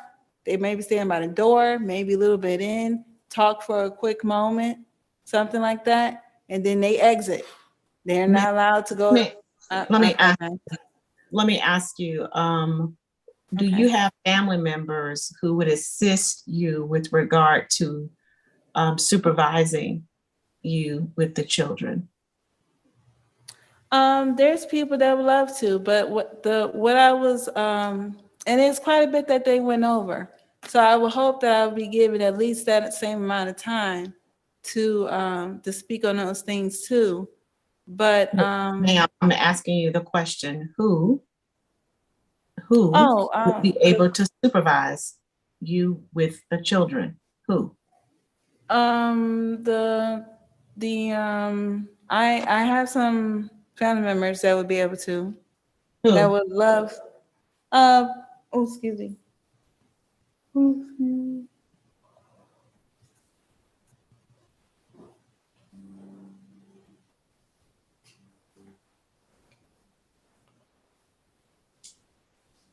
Excuse me. I do have some family members, like my mother figure. I would think she wouldn't mind. Who? My mother figure. I would Your think mother. she wouldn't mind. Your mother figure? Yes, ma'am. Do you, is she your mother? My mother, I would think she wouldn't mind. Is it your mother or mother figure? Mother, Your biological mother? ma'am, mother. Your mother lives here? No, she's present. She doesn't live too far. She doesn't live too far, ma'am, and she's present. The lady in the courtroom is your mother? I apologize, ma'am. The lady in the courtroom with you is your mother? She's here. Okay. Has she participated in supervising you and the children at any point? She has before. Okay. And again, I'm not saying I'm trying to be rude, but I know by law there's some things that maybe don't have to be done. But you get enough people trying to push an agenda, some people will try to get you to think otherwise. So Ms. I'm not Do you saying wish I'm to trying call, to be do you wish to call your mom so the court could give some consideration to your mom? Do you want to call her as a witness or not? I was thinking not exactly right now. Let me see. And Your Honor, I know that I can't call witnesses as the guardian at litem, but I did include a conversation with mom in the report. I think it is absolutely necessary that you talk to mom. Okay. All right. Thank you. Mom, do you mind coming forward? Well, it does seem like some some conversations have been kind of biased. People have some influences sometimes when it comes to some people kind of trying to be more on their side. Yes, Ms. Betts. Let me swear your mother in. Can you state your name? Please raise your right hand. Do you solemnly swear or affirm that the testimony you're about to give is the truth, the whole truth, and nothing but the truth to help you God? I do. Can you state your name for the record? Kamalita Davis, Can you spell it? CARMOLITA And it's Davis. Davis. All right. And are you the biological mother of Miss Betts? Yes, I am. Okay. And I kind of want to understand, I'm assuming because you've been sitting in the courtroom the entire time that you're aware of the circumstances regarding this case and what the father is attempting to do. Is that correct? Yes. You understand that he wants to be able to have control over the children, which he indicates is for their best wishes and or their best interest. And also he has some concerns about your daughter's ability to visit with them alone. Yes. And what I'm is aware of. what is your position on the daughter being able to visit with the children alone or care for the children alone?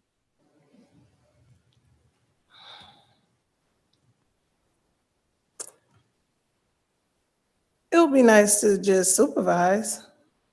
So nothing negative, you know.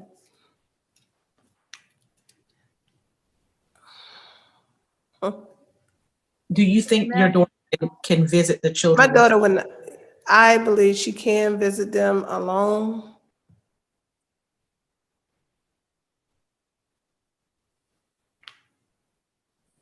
And Okay. there's some things that have not been explained to her. Yeah. Does she take her medication? She has a shot that lasts for a month. That's what they did about a couple of weeks ago. Because I talked to the doctor and I told him exactly what she told me, that the medication makes her sleepy and just tired, make her don't want to do anything. So he gave her medication with the shot that will last for a month.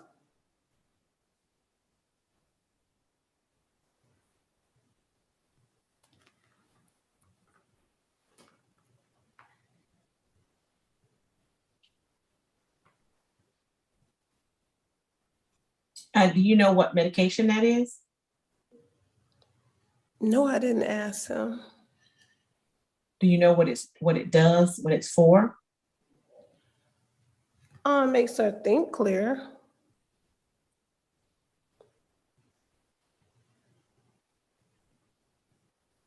Some people think clear without it.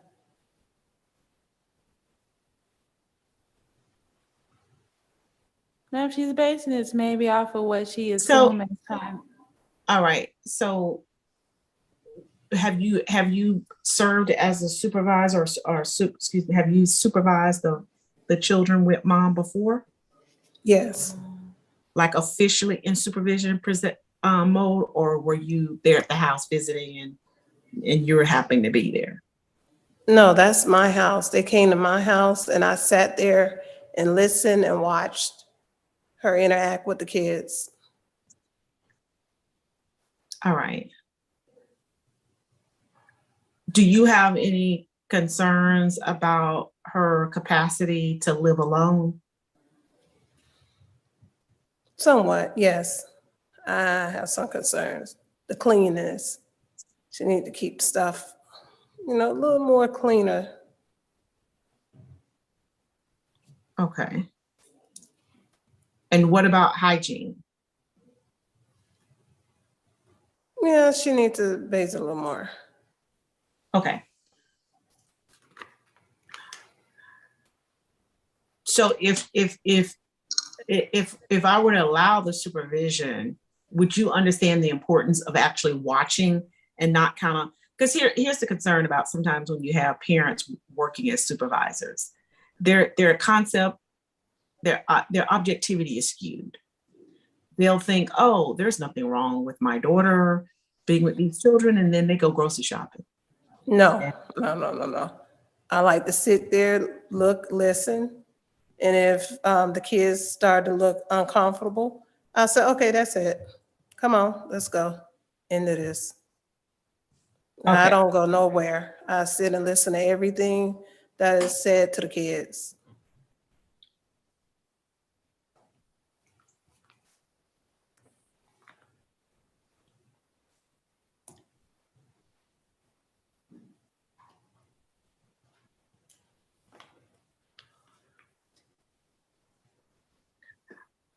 Okay. And how long do you think supervision should last? How much time are you willing to supervise? How many hours a day? I'll say about 1 hour. Okay.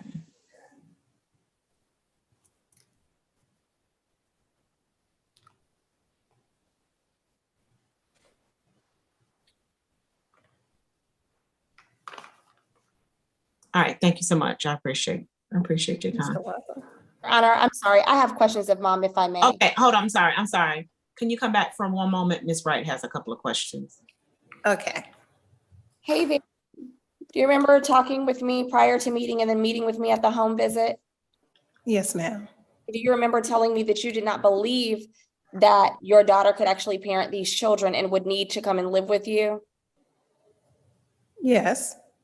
And so, but today you're saying that you think that she can, except for the cleanliness? Wait a minute, say that again? So today you're saying you think your daughter would be okay to parent, except she needs to be cleaner. That's the only issue?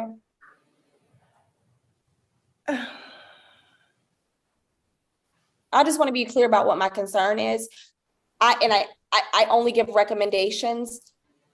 But if that's your position, if you are representing to this court that you think now, after having told me something different via phone and in person, that your daughter is safe to parent these children, I am concerned about you being a supervisor. And so I just want you to be transparent, because I don't know what's going to happen now. Like, I want you to be transparent before this court. Do you no longer have concerns other than your daughter's cleanliness? Do you no longer have concerns about her ability to parent? I was saying for visitation. I wasn't saying for her to keep the kids, to live in the household with her. I Okay. was talking about for visitation rights. Oh, very good. Okay, because I thought that Yeah. was whether or not you had issues with her ability to parent. But you're not saying that. You're saying that she does need supervision. Yes, Okay. exactly. Because I remember what I Babysitter said to you. sometimes, maybe. Okay. Okay. That's my only concern. So I'm still have my same recommendation. Mhm. Okay, so Ms. Wright, your position is you're okay with mom based on that? As long as mom really recognizes the fact that. Well, that's what I was trying to ask her. That's what we was, yeah. Okay, Yeah. you recognize she needs some supervision. Are you talking to me or the other lady? I'm talking to you. The reason I brought it up was because yeah. I want to get an understanding of how, because like I said, you have some parents who'll say, yeah, I'll supervise, but they really don't think supervision is necessary. And so they don't really supervise. They just supervise. No, I said she needs supervision. Okay. Yes. Thank you so much. Okay, thank you. Okay. All right, so let me go back to Mr. Batts. Mr. Batts, I know you said that you really, you're kind of like on the fence even about the supervision. Tell me again what your concerns would be. And with mom indicating that she would at least supervise an hour of visitation so that, maybe the kids could visit for an hour, maybe once or twice a week with grandma at grandma's house, where she says she's willing to watch the children for an hour. Well, my concerns is that mom will, once the kids are there, mom will call the police and say that something's wrong with them, and then we will be at a hospital all night. I see what you're saying. You're not concerned about the visitation, but that mom might do something in front of the kids during that time frame. And so until the medication starts working best or better, you want to limit the exposure. Yes, ma'am. Ms. Wright, what do you think about that? I think we can in an order that she would no longer, I think she should have a shot. And I think she should have a shot with grandma supervising, because my prayer is that grandma will make it so she's not able to call the police.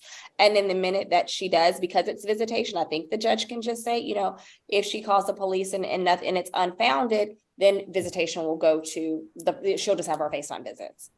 Because that wasn't what I understood Mr. Batts' concern to be initially. So it's changed over this, this hearing, which is fair.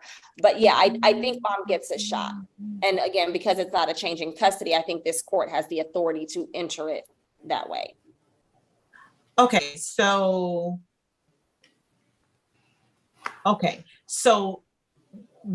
if we do also some FaceTime visits, do you have concerns about the daily FaceTime visits? What do you think about that?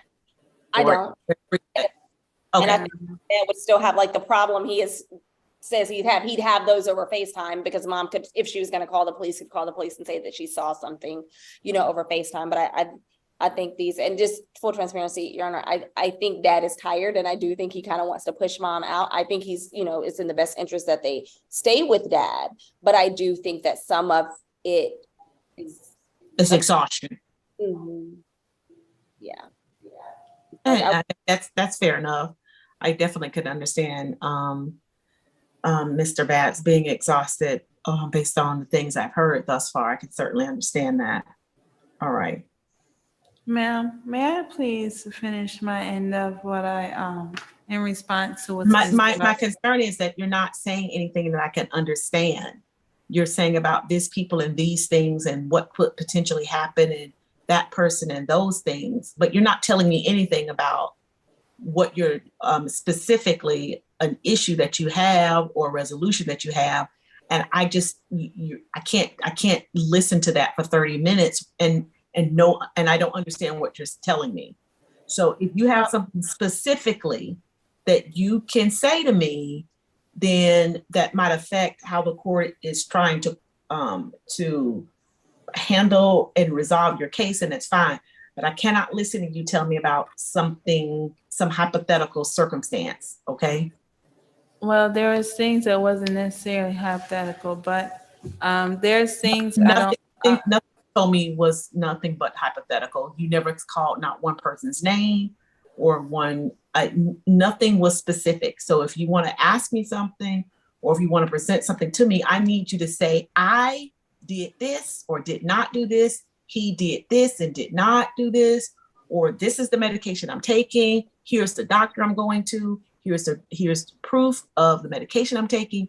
That's what I need. I don't need you to tell me something in a very generic form because I can't do anything with it. Well, ma'am, he was examined in here and had his chance to explain some things.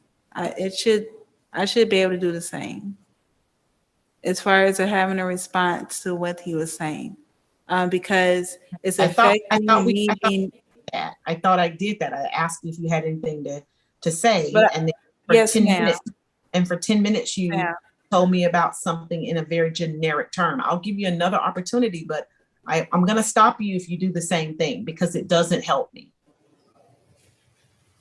So, thank you. What I was saying, I mean, there are some things, it would not be that way if there were some problems that were going on. There are some things that would not be that way if there were some problems going on, if the problems that were going on were not going on. For example, if a person, as far as... What person? Okay, so for example, the situation with their dad, the person in the courtroom in this room right now, it's not. Some people, they don't call. Who's the some people? Who's the some people? No, people in general. They don't call. They don't try to have their children to go to. People in general. I'm not going to do people in general, Miss Bass. Ma'am, I'm trying to finish explaining to you. No, ma'am, I don't want you to explain to me anything in general. I want you to tell me specifically what happened or specific concerns you have dealing with specific people. You got to name them. So I don't have kids go to an hospital because, it's fun to do. Who are the people's kids? I'm saying in general, ma'am. And my kids, I don't have them go to the hospital just because, let's see how much we can bother dad today. I don't do that, ma'am. What I do is if there is a concern, if someone maybe ate something that looks like something is wrong with it, someone eats, people eat a meal and then next thing you know, maybe 3 days later, or maybe the same night, or maybe, if a kid, and these are not just examples, if a person eats a meal, you eat a meal, and next thing you know. No, I don't want to hear about a person. You can tell me about a specific incident, but I'm not listening to a generic people. Well, ma'am, there was a time when we ate a meal and then, like he stated, like the person I married, their father, the person in this room, he stated that there was a time where we ate a meal and there were some people, they weren't feeling too great. Now, there was a time where there were some things they were eating, and whether it felt like it was through the food or something else, sometimes if you're not feeling well and you either have diarrhea or you throw up or both, sometimes you might go to your primary care, or depending, it's fine to go to the hospital. I mean, since when that becomes a problem as far as a factor of not allowing the kids to be with their mother? There's people, they have good judgment to say, no, they don't need to go to the hospital for that. Or maybe, yeah, they do need to go to the hospital for that. My judgment is not so off to where, I mean, if a person wants to babysit, or if he wants to come along to watch the kids or their grandmother, then hey, that might be fine. but for it to be a required thing, as if it's a problem, a concern for their safety, that is something that I think is going overboard. Because the judgment, if you have a question and he knows this, he can come to me and ask questions. Some people, they're not, what do you call it? Basically the people that, like, they always think something's wrong, that they're always in the hospital because even when something's not wrong, there's always something wrong to them. There's people that are not like that. And so if he wants to see how the kids are around me, then hey, that helps his nerves. Then there's times when that would not be a problem. But as an ordered thing, as if I can't be with my own children as a safety matter, and then sometimes some things kind of seem like a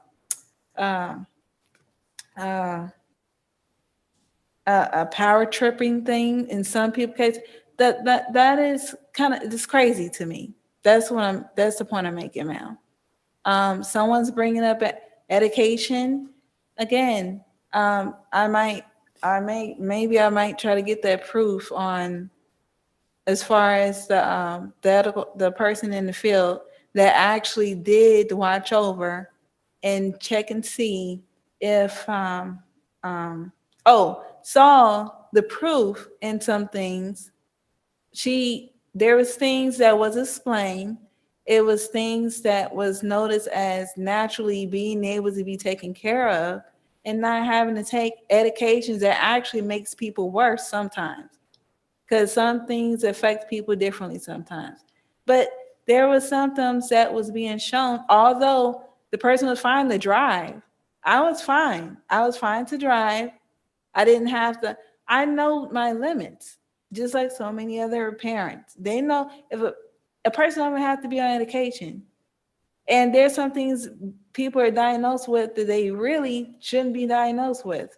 But people, if you're not careful and they just listening to some people and going along with some things, and then people trying to use it as an excuse to take custody away from their kids and to be able to take away them being able to make legal decisions.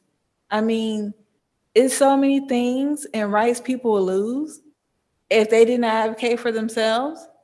And that's why I try to be respectful. But when it comes to situations like this, it's like, whoa, I'm trying to be respectful. But and some people like myself, he should not be able to get full custody. I definitely should still have custody of our kids. Just because a person may not have access to money, he took access to money away from me, and there's been some things, some problems floating around to where it's been a problem with me getting a job sooner than I may have liked, or in some cases in general. It does not mean that I need to lose custody of the children. And I definitely should be able to make decisions to where it's not just based off of what he wants. There's discussions. There's discussions that can be had. Whether someone thinks a person had this diagnosis or not, some things, it might be on case by case until some other things get taken care of. But just because a person may have been thought to have a diagnosis when it comes to their mental, it does not mean, in my case, it does not mean that, and some other people, it does not mean that I should not be having custody of our kids too. That's crazy. Now, some people, they may not know me. They're just going off of protocol, what the law or some guidelines might say. But ma'am, I do not agree. I do not agree as far as the sole custody for him. If anything, I should have sole custody. It should not be anything less than 50-50 if he was to win on his end. But honestly, he should not be able to have sole custody. That is one thing I do not agree with. And if anything, really, I would want to be the parent that has sole custody. But I know it looks crazy because he's the one that has more resources in a sense and has the money. I know how it looks when one parent is doing better than the other. I mean, so I mean that respectfully. But no, sole custody, I do not agree with that. People, they might question things because maybe one or two factors of, some situations. As far as the little ones, people, they want what they want, but at the same time, it was proven that I'm not a danger. I'm not abusive towards them. As far as their father goes, people, people, they talk about self-defense sometimes. He was not attacked with a fork, so that is a lie. There should not be a restraining order floating around on me. I am requesting for that to be dismissed. There are some devices. I did have a working computer at some point, and now 2 computers down. Don't even turn on like they should. I mean, respectfully, ma'am. There are some things I do understand. There are some things that happen sometimes. I try not to attack people's character. He is plenty years, great father. And sometimes if there's a problem, you have a very respectful conversation, this and that and that. There's ways to handle things without people being ready to kill each other. Now, someone's acting like one way for one reason or the other. Look, if you're going through some things, how about we calm down, okay? And maybe give each other 5 minutes and then come back to the conversation, because it seems like it's getting a little heated. And it's plenty of times where I have showed a good amount of self-control. I understand people are human, they get mad. Him being attacked, that is ridiculous. I did not attack him with the fork. So that's why I was asking even more if that TPO can be dismissed, please. That is a lie, as far as the attack with the fork. I mean, someone brought up the thing with the sister, their self-defense. Not trying to be rude. So that's why I was bringing that up. But and some things, it looks so horrible if a picture pops up. I mean, I did try to get some money to get things checked out. And there were some things that did get checked out as far as the body, but it is helpful to know sometimes it's what was going on with the food too. And then some things were delayed further than it should have been. And that's where my frustration was coming from. But there is things, there is such thing as self-control. And that is why even when I got mad, I asked him, excuse me, you have your, people might call it like a man cave or something like that. You have your area, I have mine. Now you're coming up to the room, messing with my stuff. But when I come down to his area and I'm trying to get a paper that is my paper, illegal, something that would be dealing with legal stuff like now today, he doesn't want me grabbing for a paper that's mine.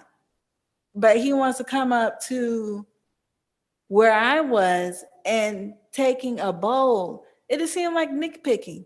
Taking a bowl he wasn't even trying to use, that he know I was still using. And what did he do? Hurry up and clean it and put it up. No need to use it right then and there. And I asked him, stop doing that. So I was being pretty respectful. I mean, if people eating food and then they seem like they got food poison something or something. Well, some people say sometimes food poison, let it pass, it'd be all right. If it's not something that's continuing to happen. And then some people, they say, no, in case, go to the hospital, please, and get that checked out. So sometimes people may have some problems floating around, and then it might delay some things. And then if I'm trying to get things checked out and we really don't have the money for it, respectfully so, I mean, some people, they might wait for such and such to do it because they, oh, you know, such and such. If she hears something's wrong with this and this, oh, you know, she'll report it. She'll go get it checked out. Well, you know, that's helpful until someone try to use it against you, and then they're talking about your mental. I mean, it is ridiculous. And then some people, again, you know, I'm not walking around with a pH DO, but I mean, seriously, I might ask questions to get answers to make sure things are fine, check us out physically to make sure things are fine. And, you know, even if a person don't sound the smartest, I mean, if a person asks questions, if there's a concern, if they notice something doesn't look right, I mean, and the point is, if it really was a concern, at least I asked questions and got it checked out, or at least tried to. And because some people, if it really was a concern and then it didn't get checked out, and then we end up in a situation like this, well, ma'am, if you had the concern, why didn't you check it out? Now there's another reason for custody to be taken. Or, you know, so it's like, why complain if the person was trying to get their child checked out? I mean, it sounds ridiculous to me. And some people, they don't have the money to get things checked out in ways they want to. Now, I'm not crazy because I was keeping up, well, when I was paying attention. I came across some articles and everything. I'm not the only one that had a concern for the water. The water was checked out at some point in a different part, I believe possibly in the same county, or maybe a neighboring county. The water was checked out somewhere else too. I wasn't the only one that had a concern. So before What someone, happened? They checked out the water. I apologize, ma'am. What was that? What happened when they checked the water out? Was the water okay? It's expensive. Not trying to be rude. And then if we were trying to do that ourselves and we couldn't, I mean, geez.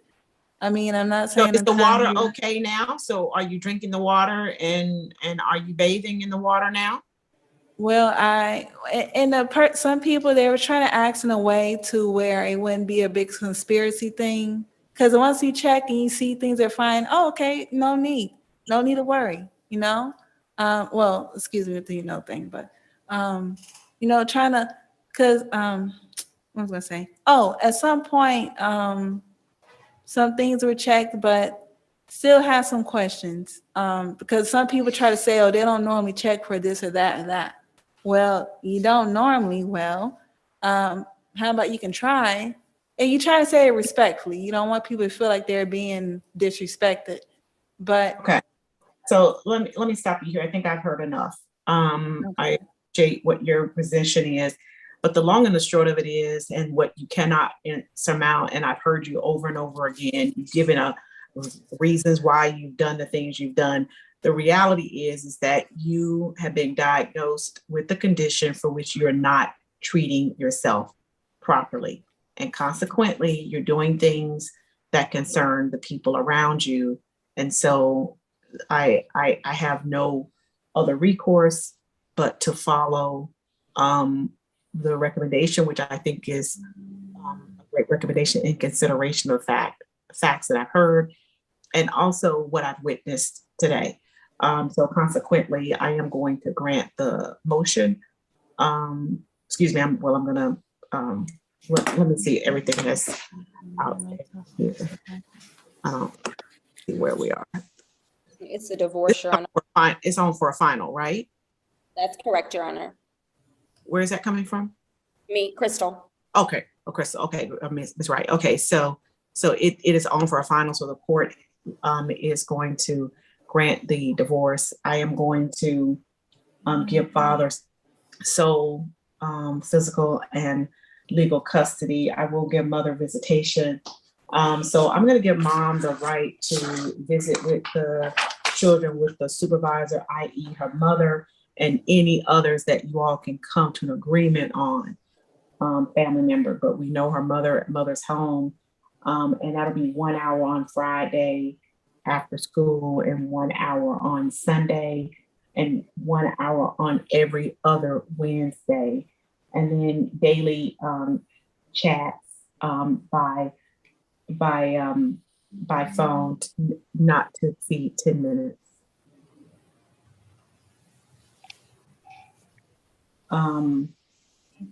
Your order supersedes, oh, sorry. Yeah, keep your. Sorry.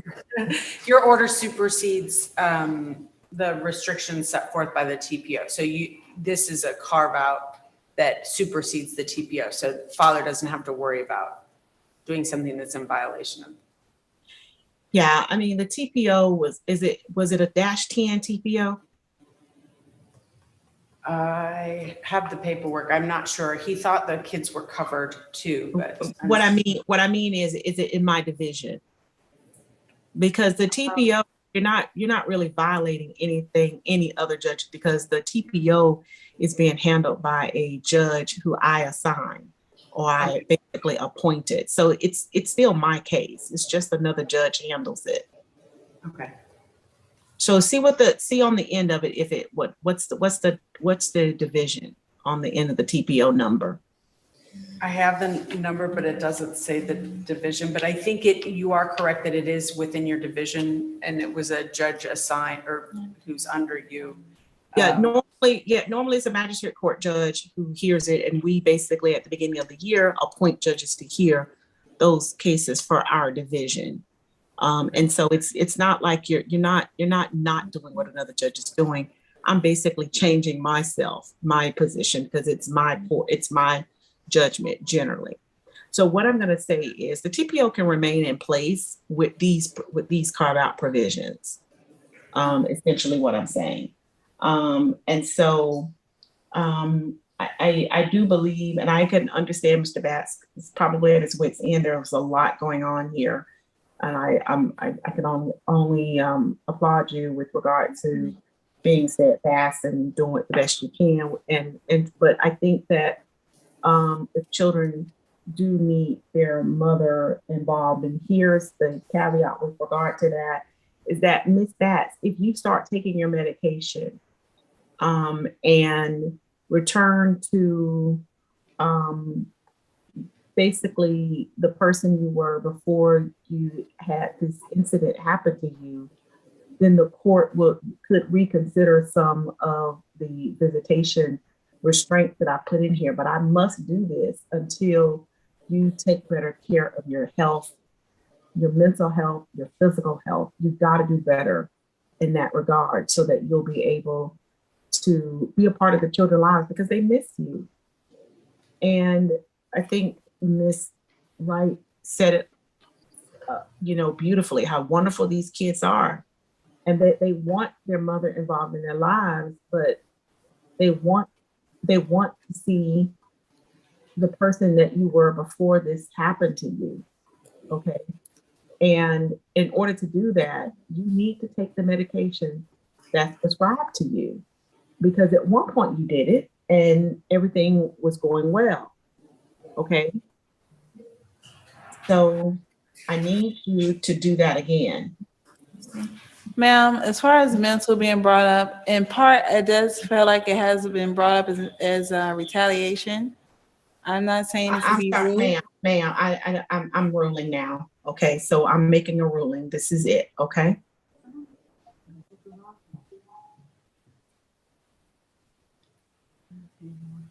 Your Honor, Okay. do you want me to draft an order or? Yes, I do want you to draft an order based on the parameters I just presented to you. I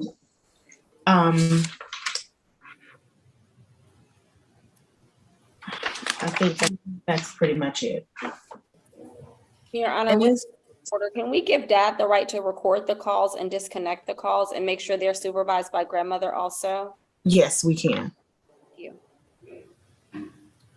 So you can record them and disconnect them if they get too harsh. Now you need to record them, because if she says you're disconnecting them improperly, we'll have the recordings to make sure that we know it's not improper or is. Okay. So in other words, don't disconnect the call that's not recorded, because I can't tell if you're doing that, you know, with being reasonable or being exhausted, okay? So therefore, it's important that you record the call so we'll know that you're being reasonable, okay? Yes, ma'am. All right, that's the order of the court. I know I have Way versus Way. I need maybe about 10 minutes to see if I can grab something to eat, and then we'll get started on Way versus Way. All right, thank you so much, Ms. Wright. Ms. Wright, all the funds are taken care of? No, but that's, okay. I'm not coming after any more money. It's okay. Okay, all right then. No, All right, yeah. thank you very much, y'all. Now, I still have some questions about the divorce part of things Thank you, Your Honor. in Oh. custody. We've already handled the custody part, ma'am. Are there some outstanding debts that we're unaware of, or assets? I think there's a property, Your Honor. Is there property outstanding, Ms. Nola? Yes, there is. What's that? The house. It's where he stays with the kids. Her name is on the deed of the house, and I think on the final judgment decree, I had requested that she remove her name from the deed of the house. Okay, That we do need to deal with that. So Ms. Wright, I'm gonna release you. Give me about 10 minutes, and we'll deal with that. Hold for a moment. All right, let's talk about the house. Ms. Nolan? Okay, Your Honor, no, I'm standing. Regarding the house, If you, go ahead, you can be seated. Mhm. okay, the prior attorney, Mr. Richard Green, he gave a proposed order that doesn't really touch on the custody stuff at all, but and this is what what he'd like me to ask for is that he could have, that she would quit claim the property over to him. He said that he's taken on all of the debt, and he can speak very well on his own behalf, but that he's taken on all of the debt and all the expenses related to the house. The loan was originally in his name, and then he added her to the deed. I tried to explain equitable share to him a bit, but at this point, he and the kids would have to move out if he had to refinance. I talked to him about a home equity loan, but he understood from his prior representation that they were asking for her to quit claim her interest in the house over to him. All right, you're still under oath. Start telling me the value of the house and how much. So right now, okay, the value of the house, according to Zillow, because I know that it's not the end all be all. No, but it's fine. 318,000. Ms. Nolan, He owes, oh, sorry. I apologize. I'm asking your client. Okay. Oh, the value of the house is 318. I owe 170 on the house.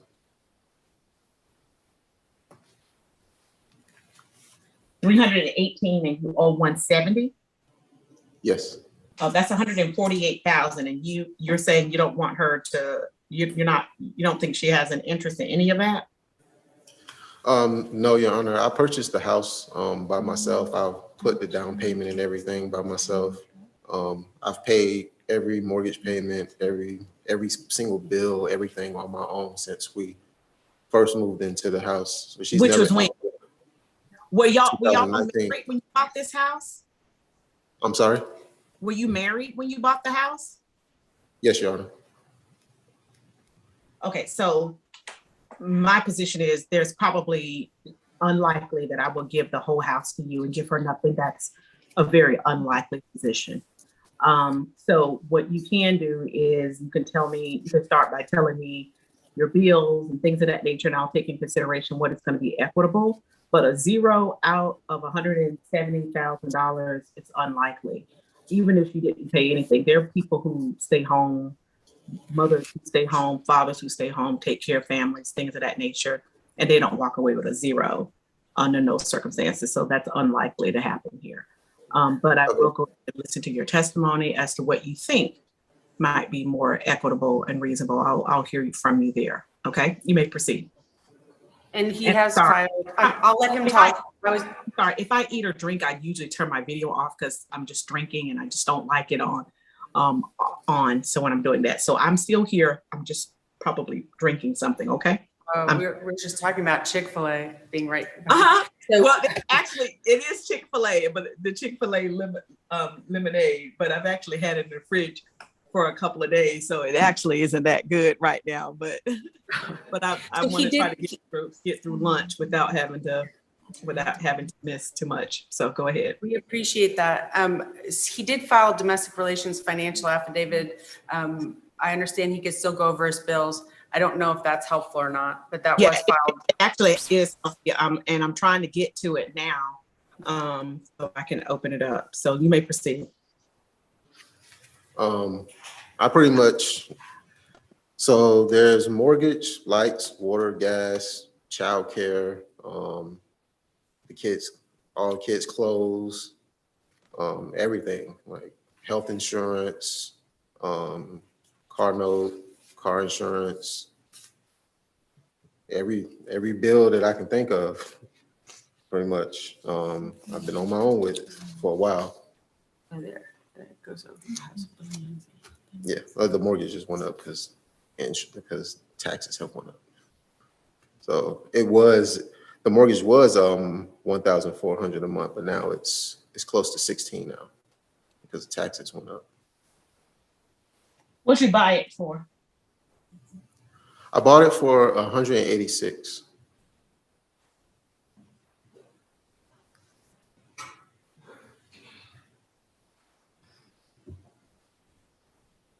In case you can't see it, you can go over the bills. I'm not sure. You can't see the JERFA yet, right? Yeah, it's coming slowly, but you can start just going through it for right now. Okay. I'll let you know. To stop. Okay.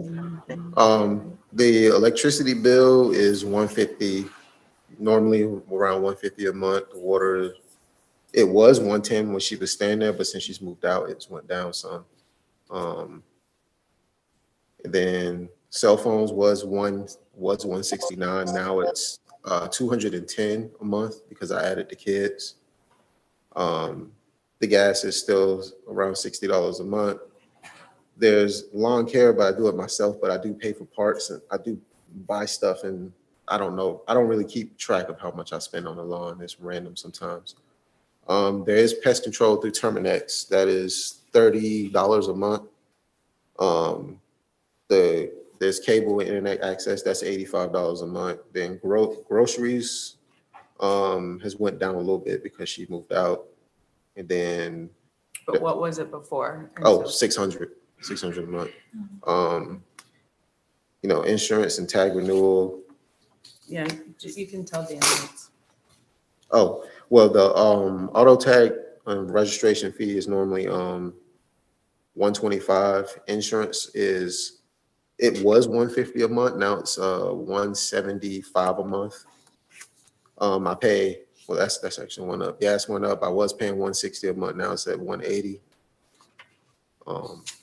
Childcare, I didn't have childcare before, but now I do. That is $245 a month for aftercare for Maria. $245 for both? No, just Maria. Okay, and what about your son? Jonathan, he comes home alone on the bus. So he's Okay. normally home alone for about 30 minutes, and then that's when I arrive at home. School supplies, I give them lunch money every now and then. School supplies, I put down 25, but that was a while ago. That has went up because middle school requires, I pay band fees and pay for the instruments and stuff, mouthpieces and all those different things. Then I was giving the kids an allowance.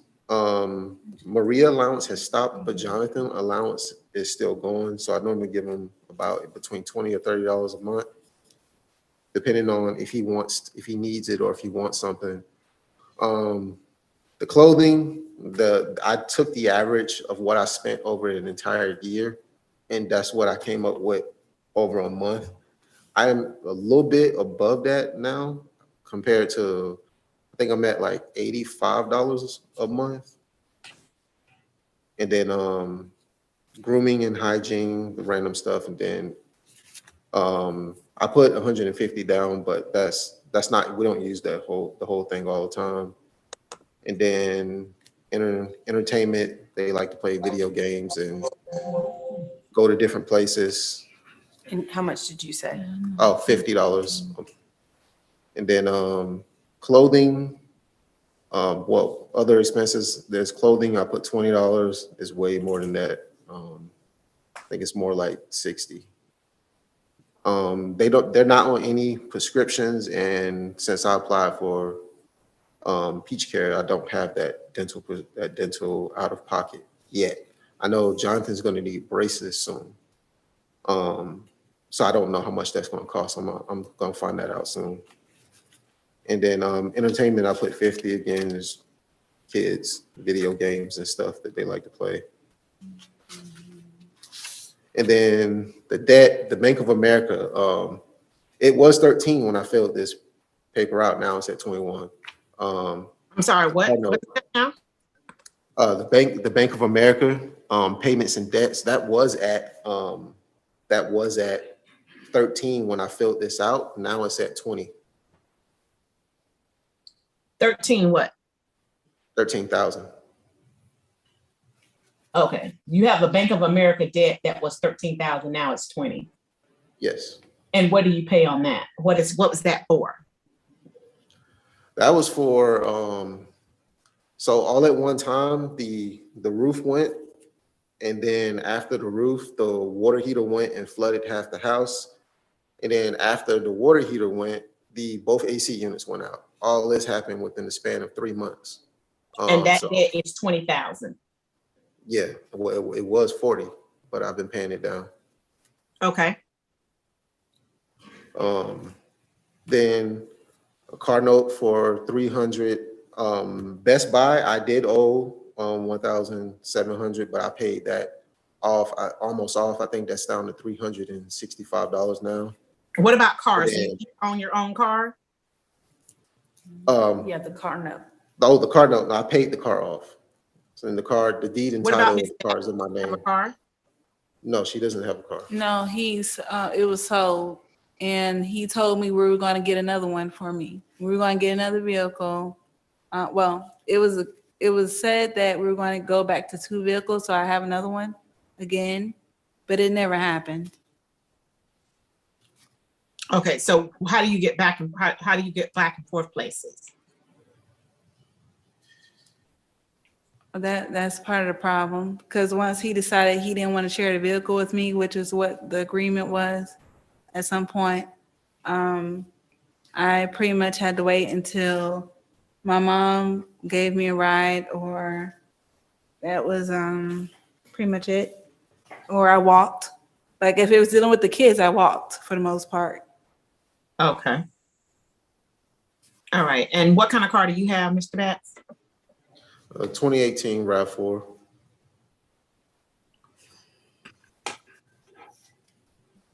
And what's that note? 0. It's paid off.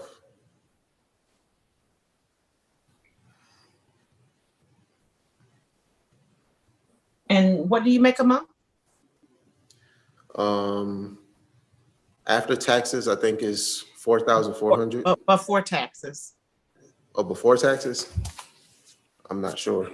I have to look. Oh, right here, 5,000. 5,500. And what do you do? A production manager at Package Solutions. Packing solutions? At Package Solutions, I'm a production manager. What do you do? Pretty much is IT work. I remote in to servers and routers to help keep the package rooms up. I run the production floor. I make sure that the equipment is built on time and shipped correctly. I'm in charge of all of the inventory that comes in and out of the building. I do some of the app development on the back end to make sure process. Yeah, it's a lot. It's a lot. Okay. All right, then. Thank you. All right. And do you get like lump sums in your salary, like bonuses and things of that nature? No, Okay. not yet. I just All wrote the bonus policy. So we'll see if it happens. Okay. All right then, so let me see, I got that. So the debt, the large debt that you have is the Bank of America debt. Anything, any other debt that you're taking on that I need to be mindful of? Excuse me. No, that's it. That's the largest one. Oh, wait, no, I'm sorry. I still owe 5,600 to the AC units because I have not finished paying those off yet to both AC units. And And I what- pay who is three. who is that and is it on the DERFA? I'm sorry. Who do you owe and is it on the DERFA? Oh, it's service. I owe Service Finance. That's the name of the financing company that I use. And it's not on the DERFA, so I don't know. No, it's not. if it It's not was on here After. Why is it not on there? because I think it happened after this. I'm sorry, the DERFA's from when it was, the divorce was first filed, and he said that he had all these expenses that came in within 3 months after they filed for divorce. So that's probably on me, Your Honor, for not amending. All right. And you said that's 5,600. Yeah, and that I think I pay $291 every month on that one. You pay $291. Yes. Okay. Is there anything that would prevent you from getting a loan to pay her out of the equitable interest that she might have in the property? I'm not sure. I don't think so.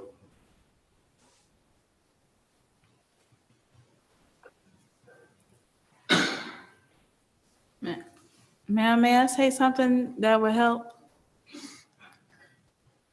That might help. I don't know if I can afford it. That's the problem. The mother, I'm sorry, ma'am, Miss Davis. Miss Davis, can you come back to the microphone, please?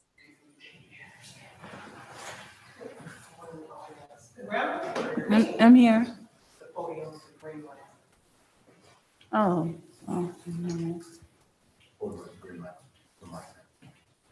Raise your right hand again. Do you solemnly swear or affirm that the testimony you're about to give to the court is the truth, the whole truth, and nothing but the truth, so help you God? I do. Yes, ma'am. So do you think your daughter is capable of managing large sums of money? If I was supervised over it, By herself, can she handle, if the court were to give her, I'm not saying this is the number, but there's $170,000 at play. And if the court were to give her $80,000, would she be able to manage it without you? yeah, she will. She can. Yes. Because she's talking about going back to school and she needs transportation to be able to better herself. I She get is that. talking ma'am. about better herself. Yes. She can't take care of her children and she's not taking medication. And you're thinking she's capable of going back to school? She won't even bathe? Are you? No, she's bathing now. She's better. She's better now because they did give her a shot that lasts for a month. She's better than what she was when she was over there. After the medication was stopped, ma'am. That's what I was saying. That stuff was already gone over with the actual Edical Pro F in the system. That's what I was getting at, ma'am. Yeah, she's better than what she was when she was over there. Because she has more support. All right, I'm sorry. Give me a Yeah. moment.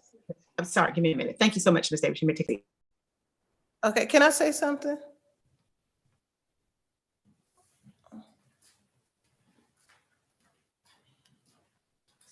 All right, thank you. I appreciate your patience. So one of the reasons why I was taking so long, I was trying to do some research on the concept of establishing the funds in a trust or another manner in which to deliver the funds to Miss Batts. I've already indicated that it's quite unlikely that in the circumstance where we have a sick partner or sick wife, that she would not receive any funds, and especially if she's not intentionally causing herself to be ill or not be able to fulfill some of the wifely motherly duties. She has a mental health illness, and as a consequence of that, well, I don't feel it's right to hold her liable to the extent that she cannot benefit in the profits of the marriage or some of the equitable interest in the marriage. Here's the reason. Here's what we know for certain, so you can kind of look at it from the court perspective. You bought the house for $186,000. Ma'am, you sound muffled. It's kind of hard to hear you. I apologize. No. I apologize. Let me cut my volume up. What about now? Can you hear me now? Yes, ma'am. You sounded muffled. It's kind of hard to hear some of what you were saying. No, and I don't want you to strain. So thank you for letting me know you couldn't hear me. I said it is unlikely, as I've already indicated, that I'm going to give someone 100% of the equity of a marital home that's worth $170,000 in equity, with the only concept being because I paid the bills, because there are plenty of husbands and wives who remain home and they benefit in the equity interests and things of the marriage. You don't say, because I'm the breadwinner, I take all of the earnings or all of the interest in a piece of property because you're the breadwinner, particularly when someone's in a marriage and not doing anything in the marriage intentionally. Like, there's no intentional person who's spending money intentionally, causing harm intentionally, having extramarital affair, not tending to the kids intentionally. It's been brought to the court's attention that this came about, Ms. Batts, as a result of some birth control, which is a family issue. So basically, it sounds like a family issue that caused her to have this reaction. And then before we know it, she had these full-blown diagnoses of schizophrenia. Maybe it came from that. I'm not 100% sure, because that really wasn't the deal for the court today. But the deal for the court today was to recognize that institution has found that she has a mental illness. That mental illness cannot be held against her to the extent she cannot profit or cannot share in the profits of the interest or in the marriage, or she does not have an equitable interest in the property because she was not working. Particularly when you have a husband who's indicated that he understands that she's had these mental health issues in it. Now, she does have this situation. Some sense one could say, well, she's not taking the medication now, but to some extent that sounds to be part of the illness, like not recognizing she needs it. And that is the part of the illness. And so even though she's not taking it voluntarily, and the health community accepts that she can make that decision, I don't see it in that light. I don't see that it's one of those circumstances wherein I need to hold that against her. She's done something intentionally to destroy the marriage. It's not intentional from this court perspective. It's a mental illness. With that being said, I do believe that she should benefit from that. Now, I do also recognize that Mr. Batts was the breadwinner, and that there's a significant consideration for that, particularly because although Ms. Batts was home, she still could not fulfill some of the duties that we normally give homemakers consideration for: doing the children's homework, taking care of the children, feeding the children, cooking, doing homework. All those things Mr. Batts were doing as well, because she could not. So, and I think he said the house was purchased. How was it? The house purchased 6 years ago? When was the house purchased? Yeah. It was purchased in 2019. Ma'am, can I ask what you're saying? About 5 years ago. I'm sorry, what you asked, Ms. Batts? I was asking, can I add to some of the comments you're saying, ma'am? No, you cannot add to them. You can just kind of listen, and I'm telling you what I'm doing. Sure. But here's the deal. The deal is that the house, the equity in the house did not come from blood, sweat, and tears of Mr. Batts. The equity in the house came from the market. So it's nothing specifically you did. in order to gain that equity other than buy the house, which is a marital decision. In other words, the only thing that you would have actually done is paid down on the house by $16,000. The other $150,000 came by way of the market. So there's nothing that you did wherein I should go, oh, blood, sweat, and tears should go. He should be able to get that because he's done something more than she did, or he used some type of specialized knowledge, or he used some premarital money. There's nothing that I can attribute to this $150,000 extra dollars, but the market. So you both should be able to take in that. Now, here's the simple thing about the market. Right now, the market says your house is worth $318,000. Next week, they might say your house is worth $275,000. Next year, it might be $200,000. You never know. And then you're upside down because you used some equity when the market was on a high. And so I've taken that into consideration as well. But I don't think that you should leave a 12-year relationship or a 6-year marriage that has $170,000 in equity with nothing. And so one of the things that I was trying to determine before making a final decision on it, so I can't make the final right now, is whether or not I can somehow put the money in a trust so that there will be someone who could help her with the money. And also, I'm also being mindful of the fact that Mr. Bass has also indicated that he wants her to get herself together. He doesn't want child support. So he's going to be doing a lot of those financial things on his own for quite some time. And if this medical condition persists, then, the $300 in child support that he could get over a certain period of time, he wouldn't be able to get because she won't be able to work because of the mental health condition. So I'm gonna take all that in consideration in determining what I want to do, but I do need a little bit more time to make that. And I didn't want you guys to wait any longer while we're doing that research on this end to determine what we can do. I don't think this is a 50-50 situation. So that's clear. So it's not like I'm saying out of the 170, I'm leaning towards, $80,000 each. I'm not doing that. I do think there is some percentage. I don't think it's a 50-50. Probably more in the 40-20 range, maybe 40%, maybe 30, maybe 20% range. But there is, I don't think it's a 50-50 range, but neither do I think it's a 0% either. All right. So let me think through that and then I'll make a decision on that.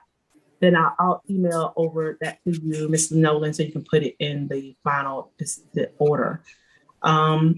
There is outstanding debt. I'm also considering that in this decision as well. Okay. So I'm considering the $5,600. I'm considering the $20,000 that was at $1,40,000. I'm considering the fact she doesn't work. I'm considering the fact that she does have a mental health issue. I'm considering the fact that child support is going to be unlikely. Those are the things that I'll consider when I make this final decision. Okay. Okay. All right. So I don't want to hold you guys any longer. Let me think through it. Ms. Harris is going to do some additional research for me and look out for a text message. An email. Ms. Nola, that's how to prepare the order. Okay. Great. Thank you. Okay. All right. So real quick, Mr. Bass, is your position this marriage is irretrievably broken? Yes, it is. There's no way to fix it. Any hope of reconciliation? No. All right. And Ms. Bass, is it your position that this marriage is irretrievably broken? Well, there are some things that I still needed done. So that's why I didn't agree to the divorce yet. Okay. What do you need done? Well, my question is, because there are still some questions I had as far as what's going on with our little ones. And I told him before, he wouldn't have to pay for half the care if I watched our own kids. Yeah. And Anything other than dealing with the custody visitation issue with the children? Anything else? I apologize, ma'am. Could you repeat what you just said? I said, is there anything else other than the custody and visitation issue with the children? I've already ruled on that. I cannot give you visitation until you start taking medication and you start showing improvement. Ma'am, you can't do that. People have rights. I'm not trying to be rude. And judges, they also have the ability to rule over what they feel also. Miss I mean, it's Miss Batts, respectful. Miss Batts, what else do you need the court? Is there any type But- of other issue that you have other than the kids that you want me to take consideration of? Well, I'm saying after speaking to people in the field, there's things that patients do have as far as rights. All right, thank you And- so much. So I'll see you all at another time. I can't go through that again, Ms. Batts. We've already discussed all of that. So you really need to take your medication so that you'll get better and be able to see your children and be able to understand what's going on right now, because I don't think you do, Ms. Batts, okay? Ma'am, I was deemed by one professor. I don't have to. It was already deemed. All right, then. You have a good day. You take care. Yeah, yeah. Who's gonna leave first, Deputy? She's gonna leave first. Okay, you leave first. All right, go ahead, man.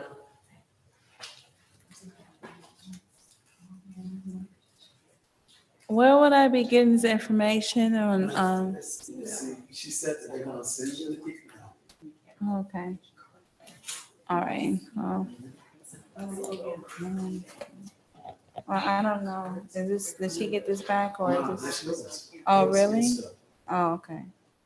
Can I just She's slow. I mean, I didn't know. I didn't know. This is yours. Yeah, That's okay. good. This is slow. I think we're trying to- It's slowly. Yeah. Are those her copies of exhibits or those? Yes, yes, I give her those copies and I'll give the court their copies. Okay, thank you. All right, thank you so All much. right, go ahead. Thank you. I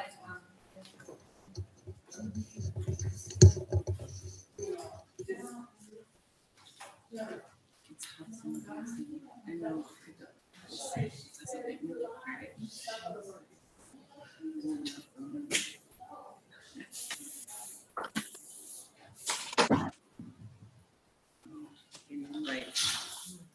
Bats versus Bats. Your Honor, she did request permission to go to the ladies' room. I just went and checked on her, so she should be back shortly. Okay. Thank you so much. I was holding that P for a while.